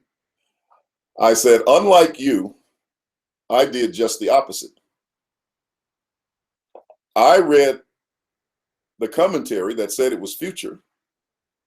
And then I read the Bible that said it was already fulfilled, and I put down the commentary. So I think that's an important point. And I'm not against books. I have them all around me. I got almost 360 books in here, at least in this room, and books on the wall in the next room. I'm not against books, because we all need somebody to help us and guide us on things that we don't know and don't understand. But I believe the Bible is its first and best interpreter. And so what Holger's point is that he was going to go look in the Old Testament scriptures. Because isn't that what the Bible teaches us? Number one, it teaches us that eschatology is the fulfillment of the Old Testament scriptures. We've mentioned that point over and over again.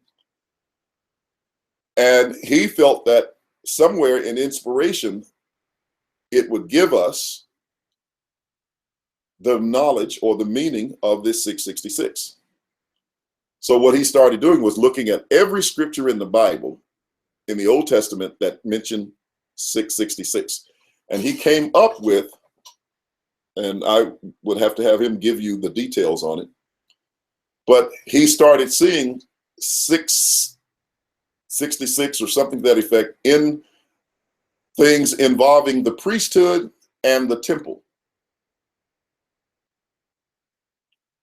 And all from, even to the number of the pillars that were in the tabernacle and everything. And this led him, yes,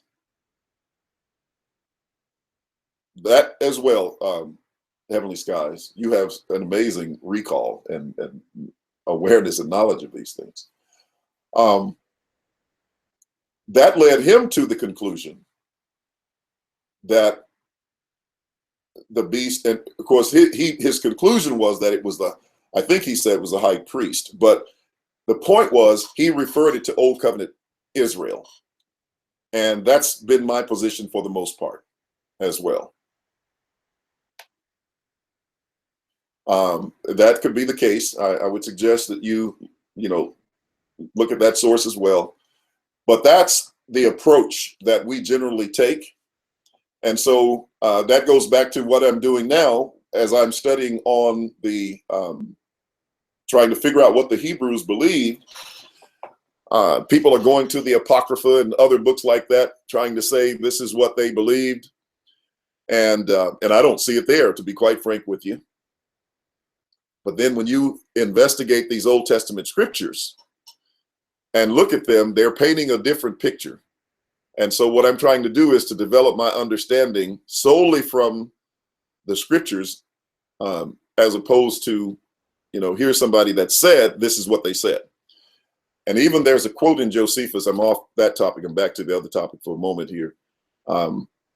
the statement that is made where they claim that physical resurrection was taught in the Old Testament scriptures, they interpret Josephus's statement because it really doesn't say that when you read it. But anyway, that was just a quick diversion. So that's what I believe about the man of sin. And but the point remains.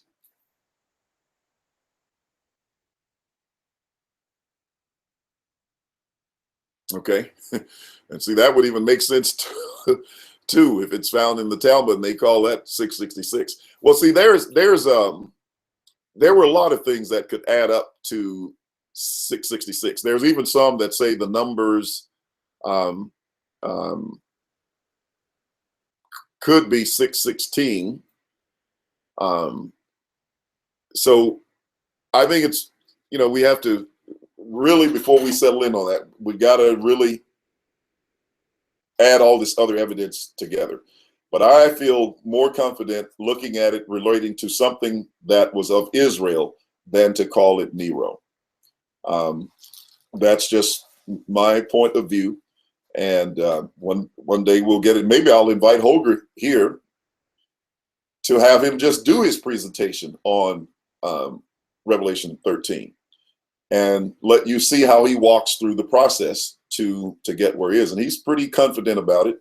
Like I said, it was interesting study. And he turned over every text in the Old Testament that had it. So where can we find a preterist commentary? Could this be your next big project? Could we do it together? I tell you what,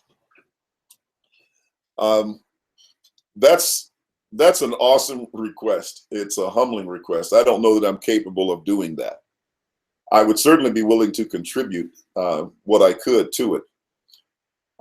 That sounds like a Don Preston project. And I think at one time, Jack Scott, no, he was going to do one before he became a preterist. He was going to do something on Matthew.24 or the book. He was going to write a commentary on Matthew, on the book of Matthew. I would certainly need to be in a position where I could dedicate the work and the research to doing that. But I'd love to work on that as a collaborative project. We certainly need that. And I want to get to a point where I need to be producing more written material. Sometimes we underestimate that. I mean, the videos are great, but they have a limit to them. The one thing I like about having a pocket track or something like that, it's small. You can stick it in your shirt pocket and walk around with it. You can stand around and you can pass them out anywhere. You can, man, I wrote some tracks. I think I did about 12 tracks years ago.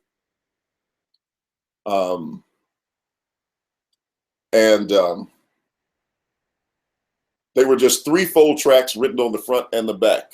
I was trying to think if I had one around somewhere. Very simple, but I would take just a point, a single point basically, and just develop that point in that track, try to give them as much as I could within in that track. Well, people started, purchasing them in bundles, and I gave tons of them away. What amazed me was that some of these tracks made their way all the way to Australia and the UK and other places. And and they were all around. We went to the debate in Montgomery, which is where we met Holger, by the way. Back in 1993, when Jack Scott debated Steve Wiggins. Is where we met Holger. And but those tracks had even circulated there. They were all over the country. And that's the beauty of those things. They're inexpensive for the most part. I mean, the biggest thing is just getting them printed. And I would love to sit down and just write, I'd love to write about 100 of them, because I know now, see, back then I didn't have that much information stored. I know I could probably write a good 100 tracks that would be worth reading and very easy for people to put in bundles or purchase, a box of them and then just begin to share them. And wow, can you imagine? I mean, this is how a lot of information got disseminated that causes people to believe what they're believing today, these little tracts that people have. And you would still be amazed. I mean, we're all tech savvy, right? We can use computers, smartphones, and everything, but you'll be surprised at the number of people that still are offline. We got a generation of people who are still not using computers, can't afford them. And then other people, their only computer is their smartphone. So having a little track is still a very viable tool for people to use. So let me see what the comments say. It used to be spelled C. Okay. And then some spelled it with a K instead of a C. Yeah, there you go. So that's how that works. Thank you for doing that. And I have references on it. I just can't keep all that stuff in my head because I don't, unless I review it prior to talking about it. Someone needs to do a preterist Bible, making time words in both. Now, there is a preterist Bible, and I contributed to that. I can't remember the guy's name who headed the project. I don't have a copy of it. The last time I saw the price of it, it was a little pricey. I thought they should reduce the price a little bit, but I mean, I know it took a lot to produce that, But there is a preterist Bible out there, and I did the introduction to the book of Philippians in the preterist Bible that they have. You might want to look that up. If I can find the name of the guy, I will find it and I will put it here. But several of us, did introductions or whatever, made some contributions to that Bible.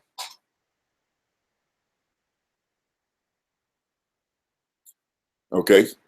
I will try to find it. Well, I will find it. I know enough people to find out who did it, because I can't remember the guy's name.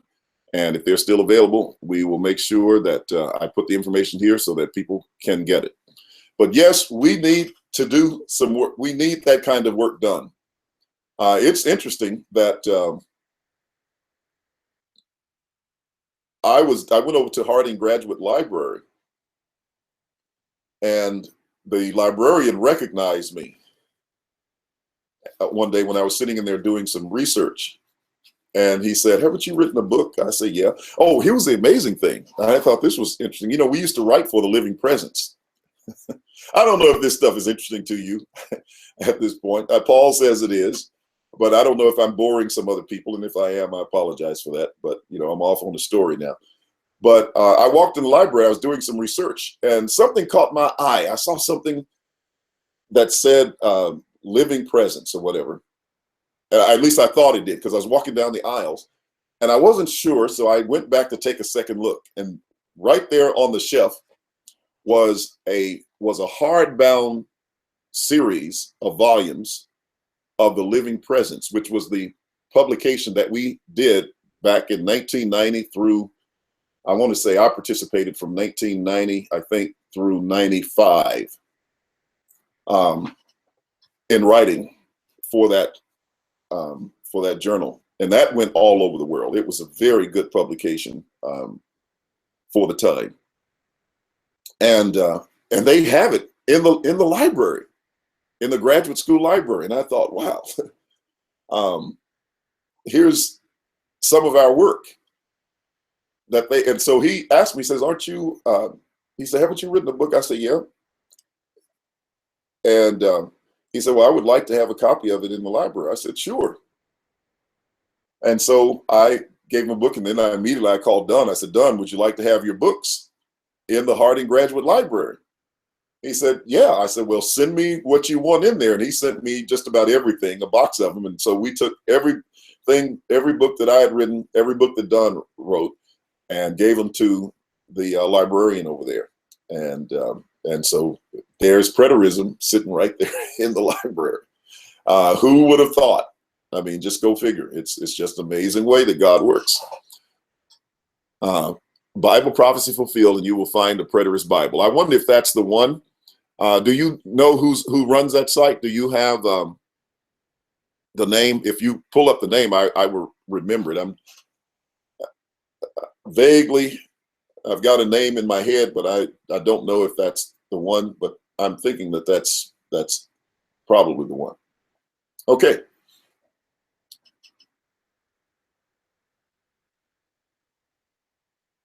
Now, oh, and speaking of this, now, as a strategy, do you understand how dispensationalism took such deep root? You know, one of the goals and plans of the Zionists was to take over the Christian churches, to have Christian churches teaching Zionism. Well, look at John Hagee and Christine Darg and all the rest of them. Now you can't tell these churches from Judaism because they're teaching it. I mean, you can't tell them from Zionism. They're teaching it. But let me tell you what their effective tool was, since we're talking about Bible. The Schofield Reference Bible, published by Zionists, financed by Zionists. I used to own one. It was one of the first Bibles I bought. That was before I even became a Christian. I didn't even know what it was. And, or shortly after I became, I can't remember which, but I had one. Very expensive Bible for the time, cover and everything. See, the magic of what they did, Gary Parrish. Well, Gary Parrish is certainly one of the people that would have been involved in that process. So definitely. But what they did was they put the comments right in the text along with the Bible, where you have your marginal references, and at the bottom of the text, they wrote their comments in. Now, here's what happened. Michael Day, that's his name. Thank you. Michael Day is the one that I corresponded with in putting that together. And I know they were all involved.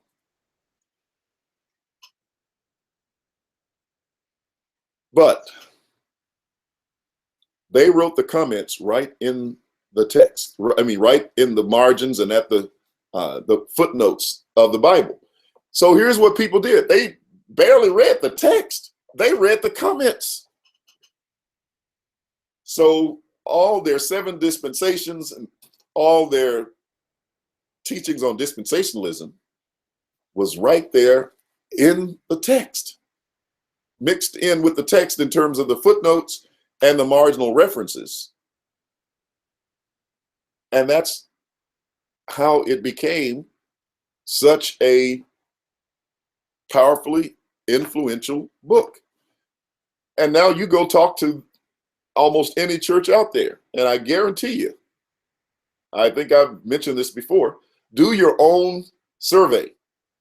When we did ours, I had the people to just go ask 10 people whether they believed in the rapture, and it came back 7 out of 10 believed, whether they were Christians or not. You know, I told them to kind of note if they believed in the Bible, etc., but that's what they did. Oh yeah, John Nelson Darby, but he wasn't the first. All of them were influenced by Zionism. This has been going on much longer than John Darby. So it's all there, but that's one of the ways that they did it, and why it continues to be influential is because they created a Bible and put these notes in the footnotes, and so people read the footnotes and they just think that that's, you know, the Bible commentary, and they believe it more than they do the scriptures. And without having a knowledge of, you know, the scriptures or how to study the Bible, they get lost in that. Once I realized that it was, you know, I was very young at that time, but once I realized that it was a Zionist Bible and taught dispensationalism, I took the thing and threw it in the garbage because I didn't want anybody else to use it. Now I wish I had it, just because it would have been a very old Bible, but it would have been a good research Bible. I don't even own one to this day. And I just don't feel justified in spending my money to buy one. If I happen to find one somewhere, or, you know, somebody gives it to me, I'm not asking you to send me one. So don't go out and buy me one. But I just refuse to spend my money on it from that perspective. But, you know, I do. That's how much I hated the idea and the concept of what it was. And then as I began to study what came out of the Oxford Bible Society with all of these Zionist authors, etc., that just rewrote stuff and misconstrued stuff, and I mean, all the way from history and everything else to support Zionism. This is where you start getting it. And if you go back and you start studying this, you will see the pattern. You can almost put it together piece by piece and see how this has been an ongoing process and plan, and how they have been infiltrating just about everything that you see.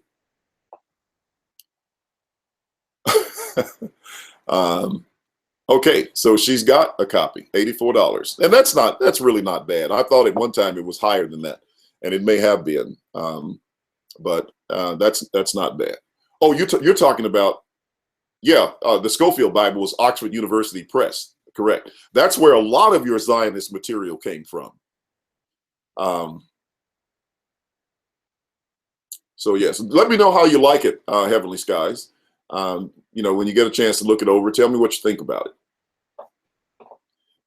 And I may just, you know, bite down and go ahead and get a copy of it. I guess I should. I mean, I contributed to the thing. I ought to have a copy. But there you go. So, you know, some good work is being done, and we have to continue that. All right. Well, let's see what's happening here. I've covered a couple of signs, and we've got, after the man of sin, we've got a few more. So I'll tell you what we're going to do. It is now 1:11. We started at 11:30.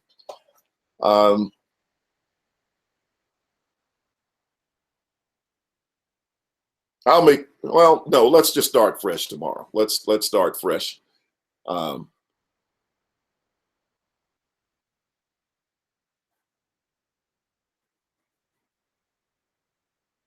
Simon, which argument are you referring to particularly? So I follow you, and are you speaking to me?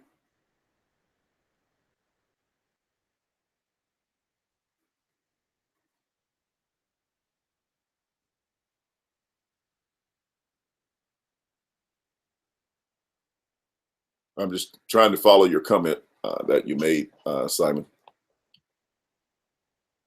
Yeah, well, that's really not a bad price, and hopefully it's a good quality, and it would be well worth that. Well worth that price. Preterism. I think if your argument is from KJV only, it will be stronger. For preterism, you mean?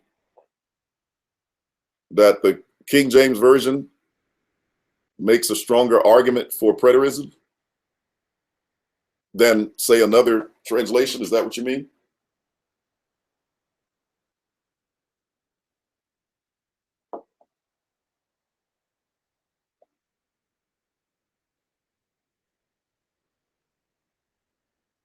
Okay. Oh, maybe I think what I'm understanding you to say, I think I was missing it. Because so many people trust the King James Version, that if we use that, it would give it more credibility and authority. Is that kind of the point that you're making?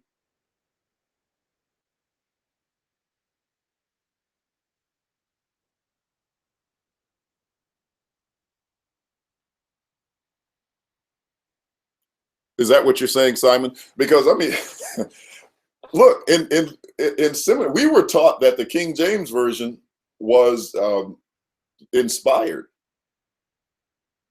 Yes, that's okay. So I finally got your point, and that there is truth to that. I understand, and it's always, if you can start where people start, because they will think if you got a different version that you must be doing something underhanded. They don't understand, and they've been indoctrinated so much about the King James Version that it is, to them, inspired, contains no error, and you got to just be lacking in intelligence and awareness to make that claim.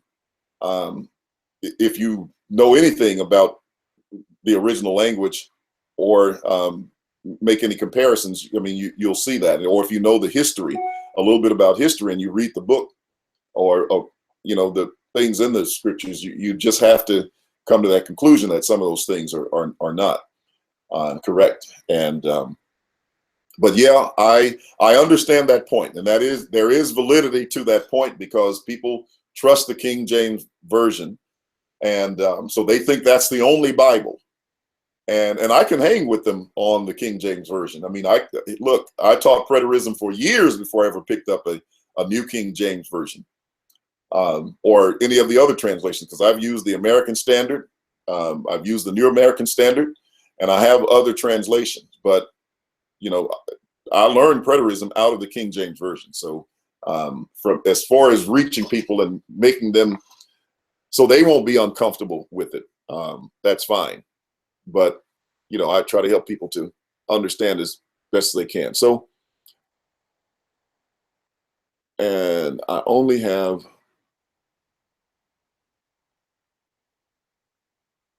one. Let's see. And it was translated for us to understand. It reads as preterist because I only have one and am preterist.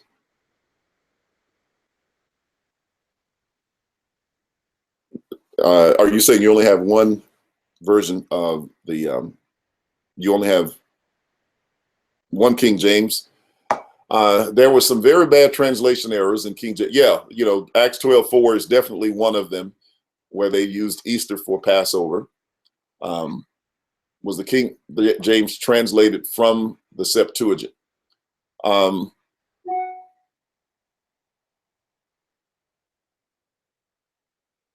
not sure. I think what's used was the Textus Receptus. I used King James, New King James, and Josephus. What is that? Timing statements. Okay. But yeah, the time statements are a big issue in reading the King James, because of sometimes the verb tenses and the word world, which we were talking about yesterday. You know, the confusion that's on the word world. And you know, you listen to people talk about it. Their concept of world is so one-dimensional, they can't understand the different ideas. Take the word love, 4 words for love in the Greek language, you know, agape, phileo, and storge, and then eros. We use one word in the English for love for the most part, and we don't get the shades of meaning that are expressed there. And the average person is not like those of us who are on this call. The average person is not going to be resourceful enough to get an interlinear, to get a Strong's Concordance, to get a you know, Bible dictionary and other tools, and you know, as I said, interlinear, all those things. They're not going to get them. But they're not even going to have multiple translations that they read from for the most part. I'm talking about the average person now. Those who are above average students, they're definitely going to do it. I get the King James now with no problem by using Hebraism and hyperboles, I guess, and symbolism. But yeah, I mean, it's not impossible to follow and to understand. It's just a little bit difficult in reading for people. And I know this because I deal with people every day reading the Bible. I think it probably contributes to some of the misunderstanding because of the terms that's, you know, the way it's written in that Shakespearean English or whatever that is during that day. It's just a little bit difficult for them to comprehend. One Bible, a King James Version, yet it plainly says things shortly come to pass, etc. Words like fashion, world just makes you read more to get context. Then it's stronger. They will have a King James. Yeah, I mean, I get your point. I acknowledge that if you can show a person where they are, then it's fine. I don't have a problem with studying with people out of the King James Version. I did all of my memory work when I was in seminary from the King James Version. And a lot of times when I start quoting a text, I'm quoting it from the King James Version because that's what I learned. That's kind of funny, Paul. He stole his first Bible. Well, I know I've had a lot of Bibles stolen. I had, new Bibles that I would bring. Sometimes I'd bring extra copies so that other people, that's funny, so that other people would have them, and they would disappear. And then maybe you got one of them. I don't know. That's funny. But yeah, so that's pretty much it. So we're going to start tomorrow, and we're going to continue. But I think sometimes it may be good to just kind of look at what some of these other people are saying and then compare that. So I might do a little research, or if you have a video out there that you want me to look at, I'm going to do them in very short clips because we don't want to take a long time, but, just kind of get the sound bite, make sure we get it in context of what they're saying, and just compare some of this stuff so people can see how ridiculous it is, or how unsupported it is from Scripture. Anybody can stay there and sit there and say, here is a sign of the end, and say, because this is happening around us. And I mean, what proof did she give that angels were satellites? And who in their right mind will accept that?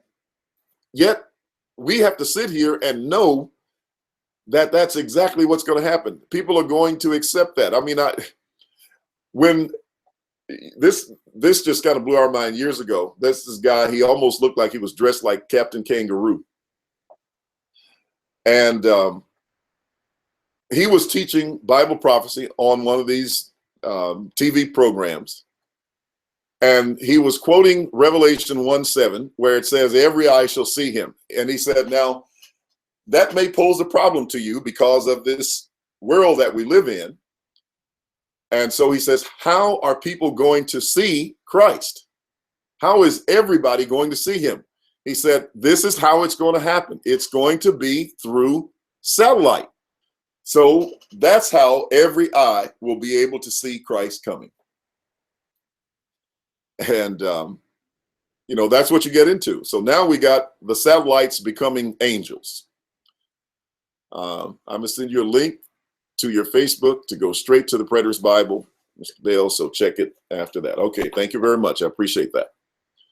All right, and there was Chico was on. I don't know if he's on today, but he said he was having problems reaching me on Facebook yesterday. I gave him the links, but I still didn't see any response from him. So I was just checking to see if he was in here today, but I don't see him.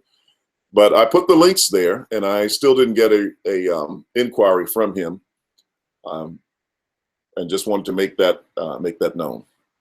All right. Well, look, you guys are just awesome. I think you're just fantastic. Appreciate studying with you and talking with you and conversing every day that we do. And again, I'm always here to try my best to add some value to the discussion. I don't have all the answers. I don't pretend to have all the answers. And I learn a lot from you as well. And I appreciate the comments and the contributions that you make. So I just want to say we're on a journey. We continue to, all right, he's here. All right. Did you try to reach me on yesterday?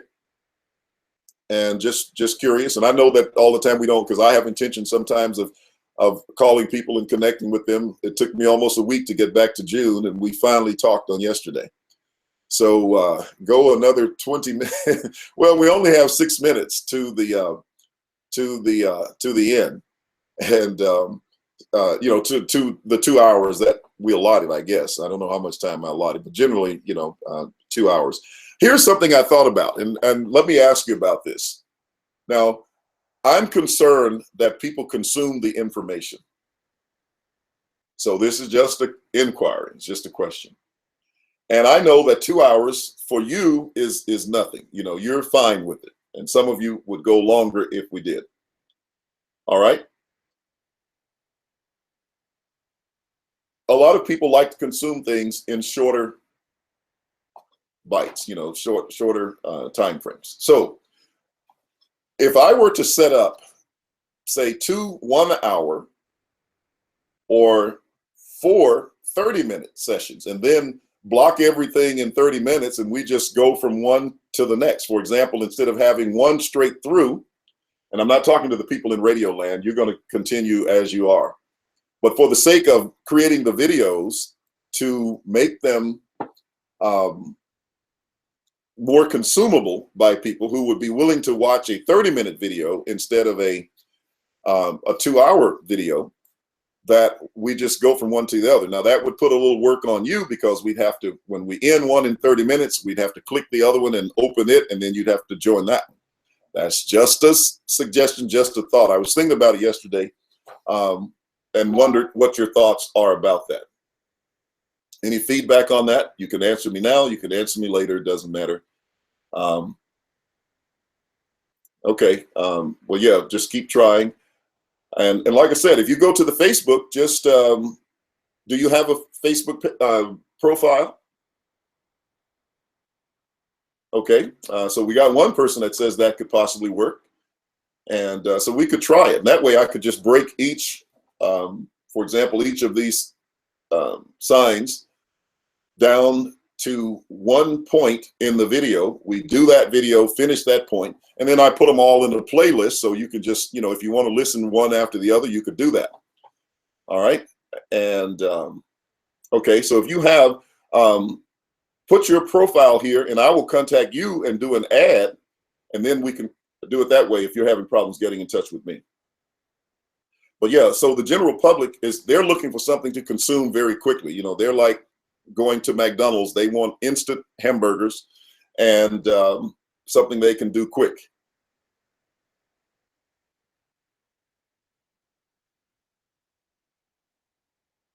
No, they won't be 10 to 15 minutes. I can assure you of that. They're going to be somewhere between 30 minutes to 1 hour. I don't even think 1 hour is bad. That would give us, because I don't, here's the only problem with that is I don't want to interrupt the flow. And if I get into a flow on dealing with the point, then I'm going to keep going until I finish that. But the reason I'm also saying 30 minutes is because we were doing videos for public TV. Cable TV or something, and there was a guy in Hawaii who wanted us to continue to send him videos that were like 30 minutes in length, so that he could take them and put them on this public access TV. And there were millions of people viewing those videos. He would send us reports, in every area, and he was, basically, I know in Chicago and just places around that had large audiences of people. In the hundreds of thousands to millions of people viewing in a particular city or area. And but he needed them all chopped up in 30-minute videos, 29 and a half minutes or 29 minutes, so they would have time to put intros to them, etc.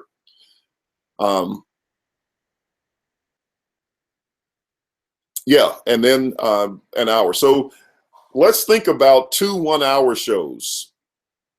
Because 30 minutes is almost too much work for me, to be quite frank with you, because I have to set those things up. But maybe 2 1-hour shows, and we'll do that. I mean, it's going to be the same thing. We're just going to be teaching, and we're going to end one an hour and then go right back and click on the other one and start them. So they'll both be set up, and it's just a matter of a mouse click to go into the other. So I will say, let's try it that way for a time and see how that works. It's not going to affect anything on the audio broadcast. We're just going to keep rolling right through, so they won't hear a break other than the fact that we're just changing gears, so to speak. But for those of you who are viewing, we'll do it this way. Let's see. Okay, I'm a bit new at this, so I ask for your patience. Oh, no problem. No, not a problem at all. We will we'll connect for sure. Now that you've given me your information, I will definitely just friend you on Facebook, and then we will go. All right. So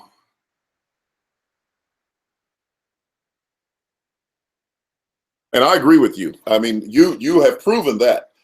Like I said, I had no idea that people, I didn't think I would watch 2-hour videos when I first started watching them, but people made them. And if I wanted the information, I watched a 2.5-hour video last night.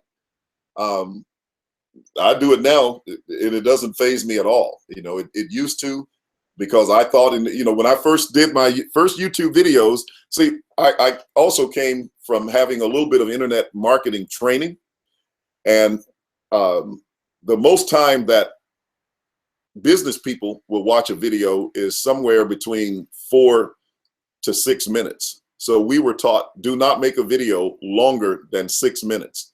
So you have to understand the mind shift that I had to go through to go from making, if you look at those first videos that I did, I think they were somewhere within 7 minutes, 6 to 7 minutes, because I was trying to stay within that time frame.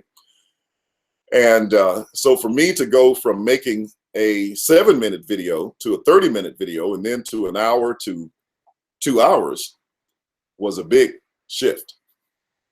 But I agree. I wholeheartedly agree with that. So like I said, it's not going to be any different. We're going to be sitting right here, and it's just a mouse click, and we'll be in the next video. All I have to do is just click the mouse, and the next video is started. And so that's the only change that it's going to do for us. And that will give us, we'll just see. I mean, if it works, it works. If it doesn't work, we'll be right back to where we are. I've only had one person voice a concern about a 2-hour video since we've been doing them. And that came rather recently, which is kind of why I'm even suggesting this. Other than that, I've had no one complain. I've had more positive comments from people who want to study and love the longer videos. So, I mean, there it is. And I just thought, I'm thinking not in terms of you who are here, I'm thinking more in terms of the people that we're trying to reach. Would they pass up a 2-hour video more quickly than they would pass up a 30-minute to a 1-hour video? And I think that they'd probably shoot for the shorter term ones. But, again, that's called testing. That's all it's called. It's called testing. And that's all we're going to do is test the process.